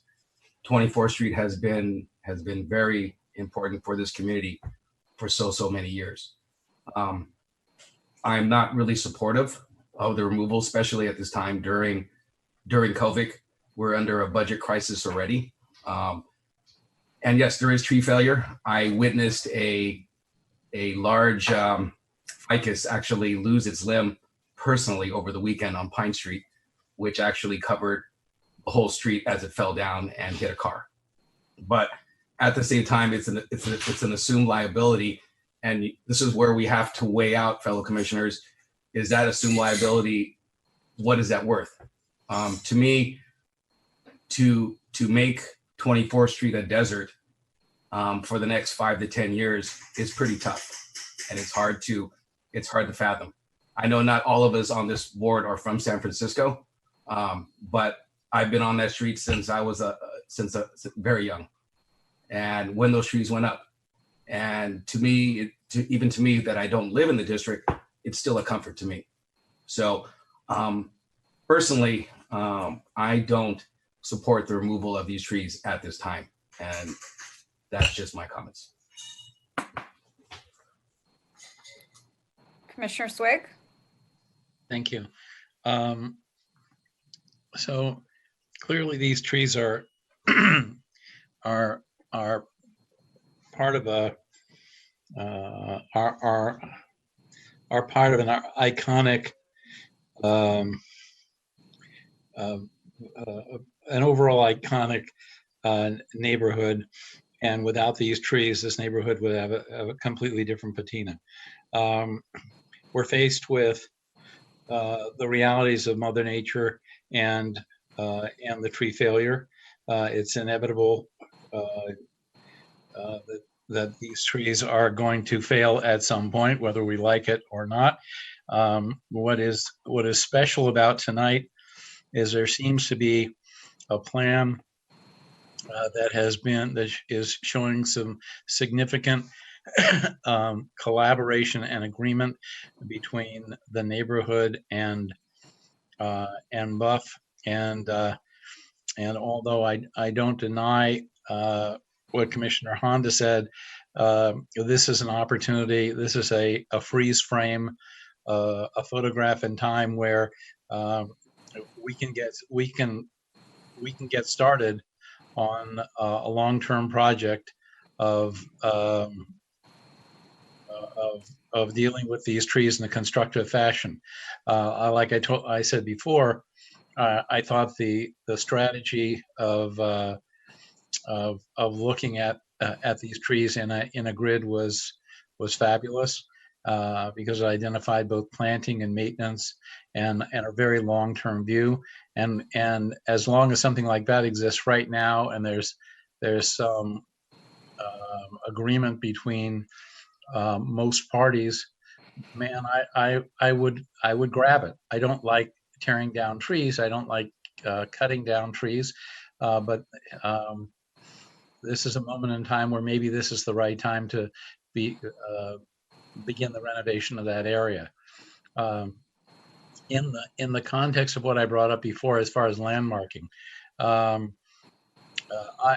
again, in the same spirit, there was identified a very clear demarcation of what represents the urban forest that is around 24th Street, and I don't suggest that this board should make a legal proclamation that this should be that these trees should be landmarked, but I would highly recommend that the Board of Supervisors take this, and Hillary Ronan, Supervisor Ronan, take this under consideration if indeed she's behind it, to move the concept of landmarking the whole grid as opposed to any group of any helter-skelter group of trees. Those are my thoughts. So I differ. Again, I don't like to tear down trees, but I differ with my fellow commissioner, vice president, in that let's seize the moment and get this project started, because it's not a next year project. It's probably a decade-long or 2-decade-long project. Thank you. President Lazarus? So I would concur with Commissioner Swig. I think we have an opportunity to take appropriate action. I'm very impressed with the work that's gone on and the amount of time and effort to come up with a plan that's been presented to us that has the buy-in of a number of different constituencies. And so to the extent we can spell out what's needed, and I think maybe Commissioner Tanner took the best notes on what might go into a motion.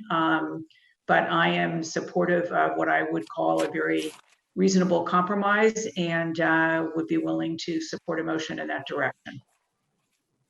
Okay, thank you. Commissioner Tanner? I just want to speak to the appellants and the community members who brought this forward and who spoke to us tonight. I think it's really remarkable, and I know it's hard. I think we all feel like Commissioner Honda, where it's just kind of how can we be taking these trees down? But through the work of the community, it went from 77 proposed trees to be removed to 52 and now to 33.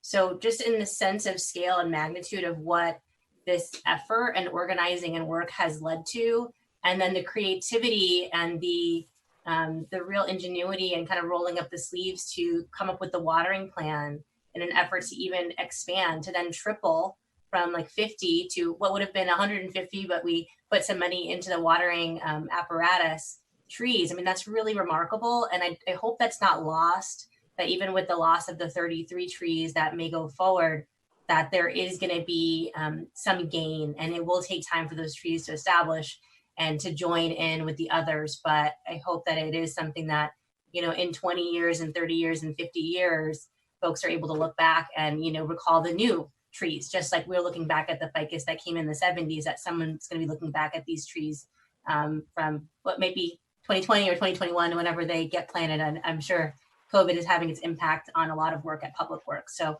just want to thank all those who put their many meetings. I don't know, there's like 20 Zoom meetings, I think, or something that Ms. Shar showed on her slide. So that's a lot of meetings and it's a lot of work. So I just really want to recognize that. But I would be interested, as President Lazarus suggested, making a motion. I think what I might want to hear from the fellow commissioners is, you know, what we want to have in it, because there were, you know, everything from the number of trees to, we heard box sizes, we heard some species still needed to be decided. It seemed like there is ongoing deliberations, which I think is fine, but I don't know how specific it will be. This is quite a different number of trees than our usual motions. This isn't like 3, it's 145. And so there may be some need to have some flexibility. But I see Commissioner Santacana has a hand, so I'll stop before I make my motion to allow him to speak. Yeah, Commissioner Santacana. Thank you, Commissioner Tanner. I want to echo everything that you all have said about the really inspiring level of collaboration that's occurred here. And I think, unlike Commissioner Honda, in my view, we need to honor that work that's gone into this, and to honor the efforts that have been made by the community and the people who are most directly involved in this to reach a compromise that addresses all of the different problems. I just wanted to make one additional comment, which is, you know, every party before us is free to make whatever arguments they think they need to make or they feel they need to make. But I just want to put a little flag on this, because we frequently have litigants here who want to discuss unproven allegations regarding people in our community or people on this board.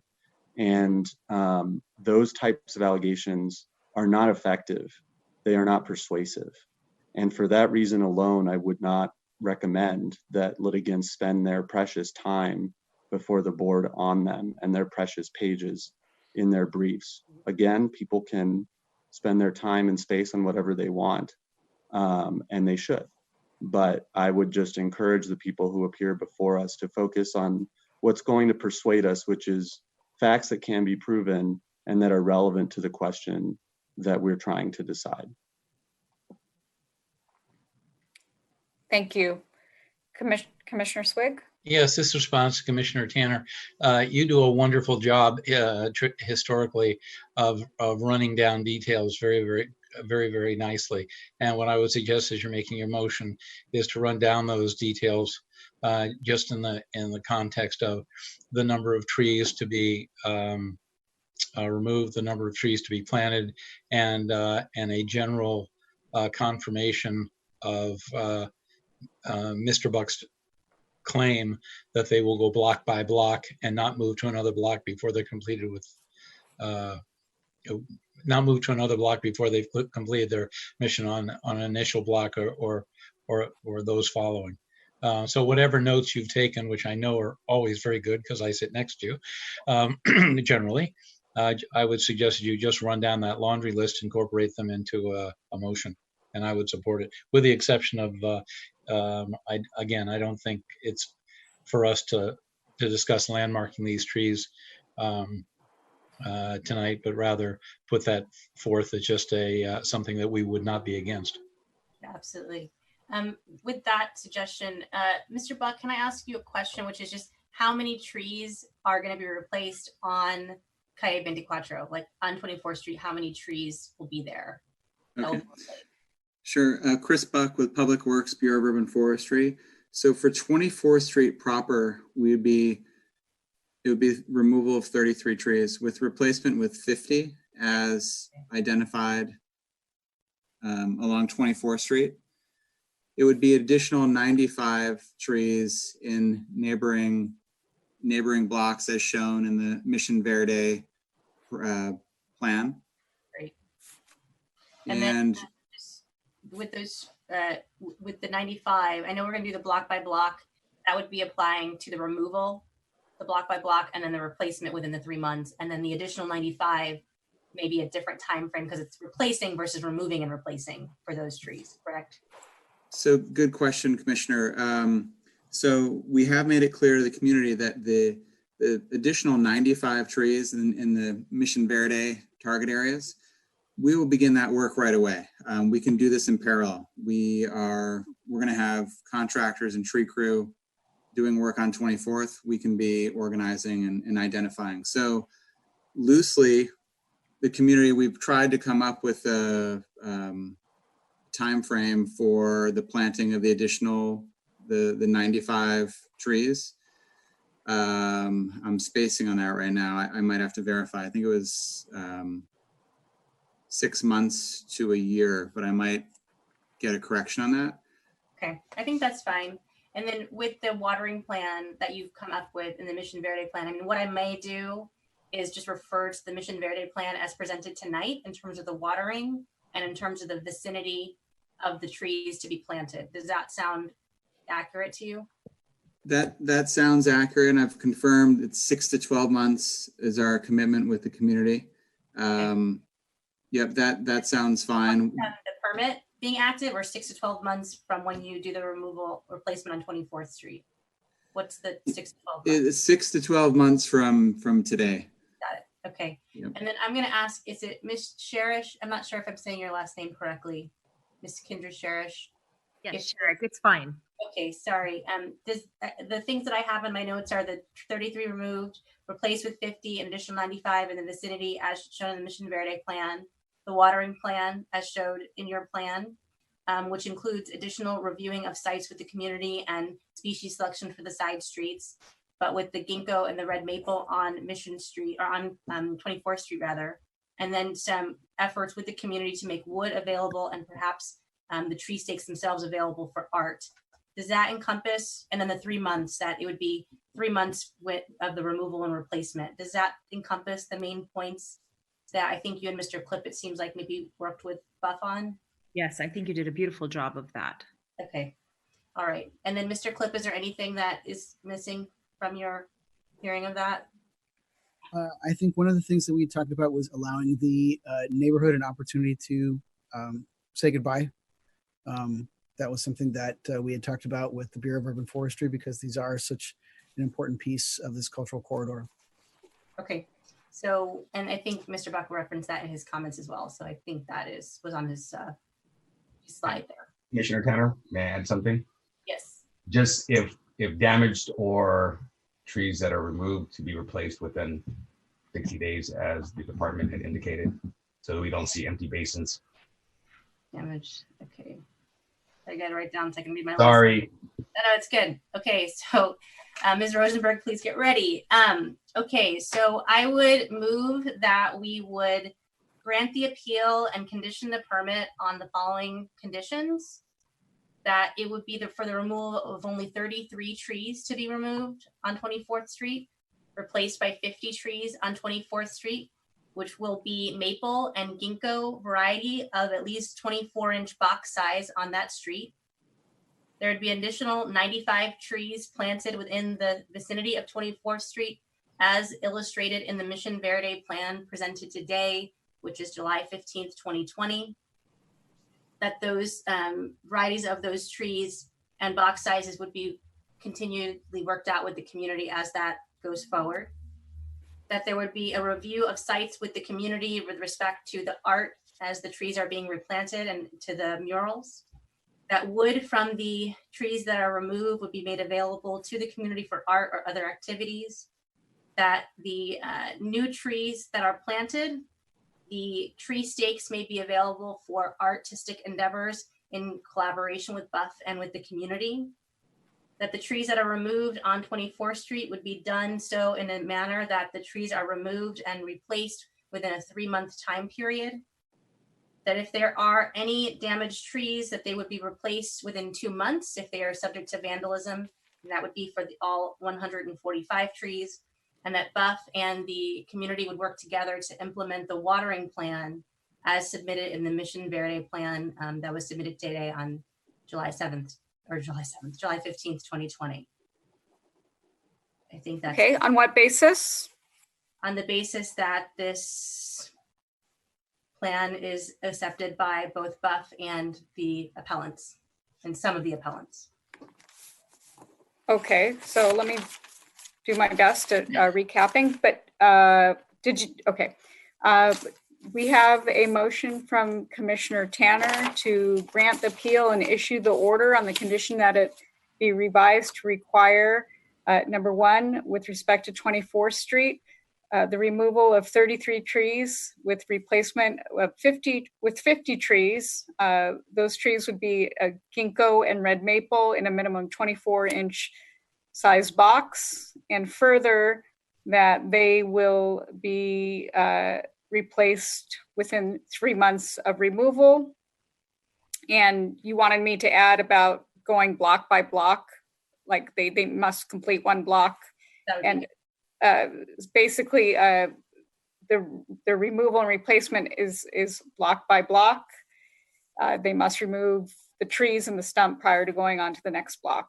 And number two, an additional 95 trees will be planted in the neighboring blocks as identified in the Mission Verde plan that was presented at the hearing today. The size and species will be determined by Buff, an agreement between Buff and the community. And can you clarify, those are supposed to be replaced within 6 to 12 months of the hearing date? Yes, that's correct. Okay. And then number three, Buff and the community will review the sites together and ensure that the murals are protected. And four, on the condition that any wood from the trees that are removed is made available to the community. Number five, that the stakes that are used for the trees can be utilized by the community for art for the purposes of displaying and showcasing community art. And on the condition that any damaged trees be replaced within 2 months. And on the condition that Buff and the community work together to develop a water plan, a plan for watering these trees. Yeah, and go ahead, sorry, keep going. And I think that was the last condition. And yes, I realized I forgot one, which is the opportunity prior to the removal of the trees on 24th Street for some type of farewell activity, obviously socially distanced and very safe, to occur before the trees are removed. Okay, so, and did you want to clarify who would be initiating this ceremony or? It sounded like the Mission Verde group, I know it's not necessarily a group, but it's a group now, if you weren't before, is maybe going to be spearheading that initiative. I see Kendra kind of nodding perhaps. Yes, is that would be your intention to work together on kind of the farewell activity? I think that we imagined it as in collaboration with Calle 24. Okay, so that some of the groups that are here, Mission Verde and Calle 24, would work together on that. Yeah. Okay, so prior to the trees being removed, there must be an opportunity for a ceremony or a recognition ceremony to say goodbye to the trees, and this will be organized by Mission Verde and Calle 24. Yes. And so this is on the basis that the plan was agreed to by Buff and some of the appellants. Okay, did I capture everything? That was amazing. I'm very impressed. And then the last thing I'll say, this not for the motion, but to the appellants who are interested in the landmarking, and to Mr. Monaghy, who's on the line, I think still from the supervisor's office, we do hope to see that the landmarking status, the project does go forward, the application goes forward. I think it would be just a great time to move forward with that for the remaining trees. That's it. Okay. And I just want to observe, I think that's the longest motion I've ever experienced in my tenure. You get a medal tonight. You get a medal, a special medal for that. Yeah. That's okay. Like history books, I guess. Yeah. The Board of Appeals Hall of Fame. Yes. Okay, so on that motion, Commissioner Santacana? Aye. President Lazarus? Aye. Vice President Honda? Excellent motion, but I'm still no. No? Okay. Commissioner Swig? Aye. Okay, so that motion carries 4-1. Thank you. And that concludes the hearing. Thank you very much. Appreciate everybody's hard work. We are adjourned. Great job. Thank you. Thank you. Everybody. Thank you. Thank you. Night. Thank you. Good night.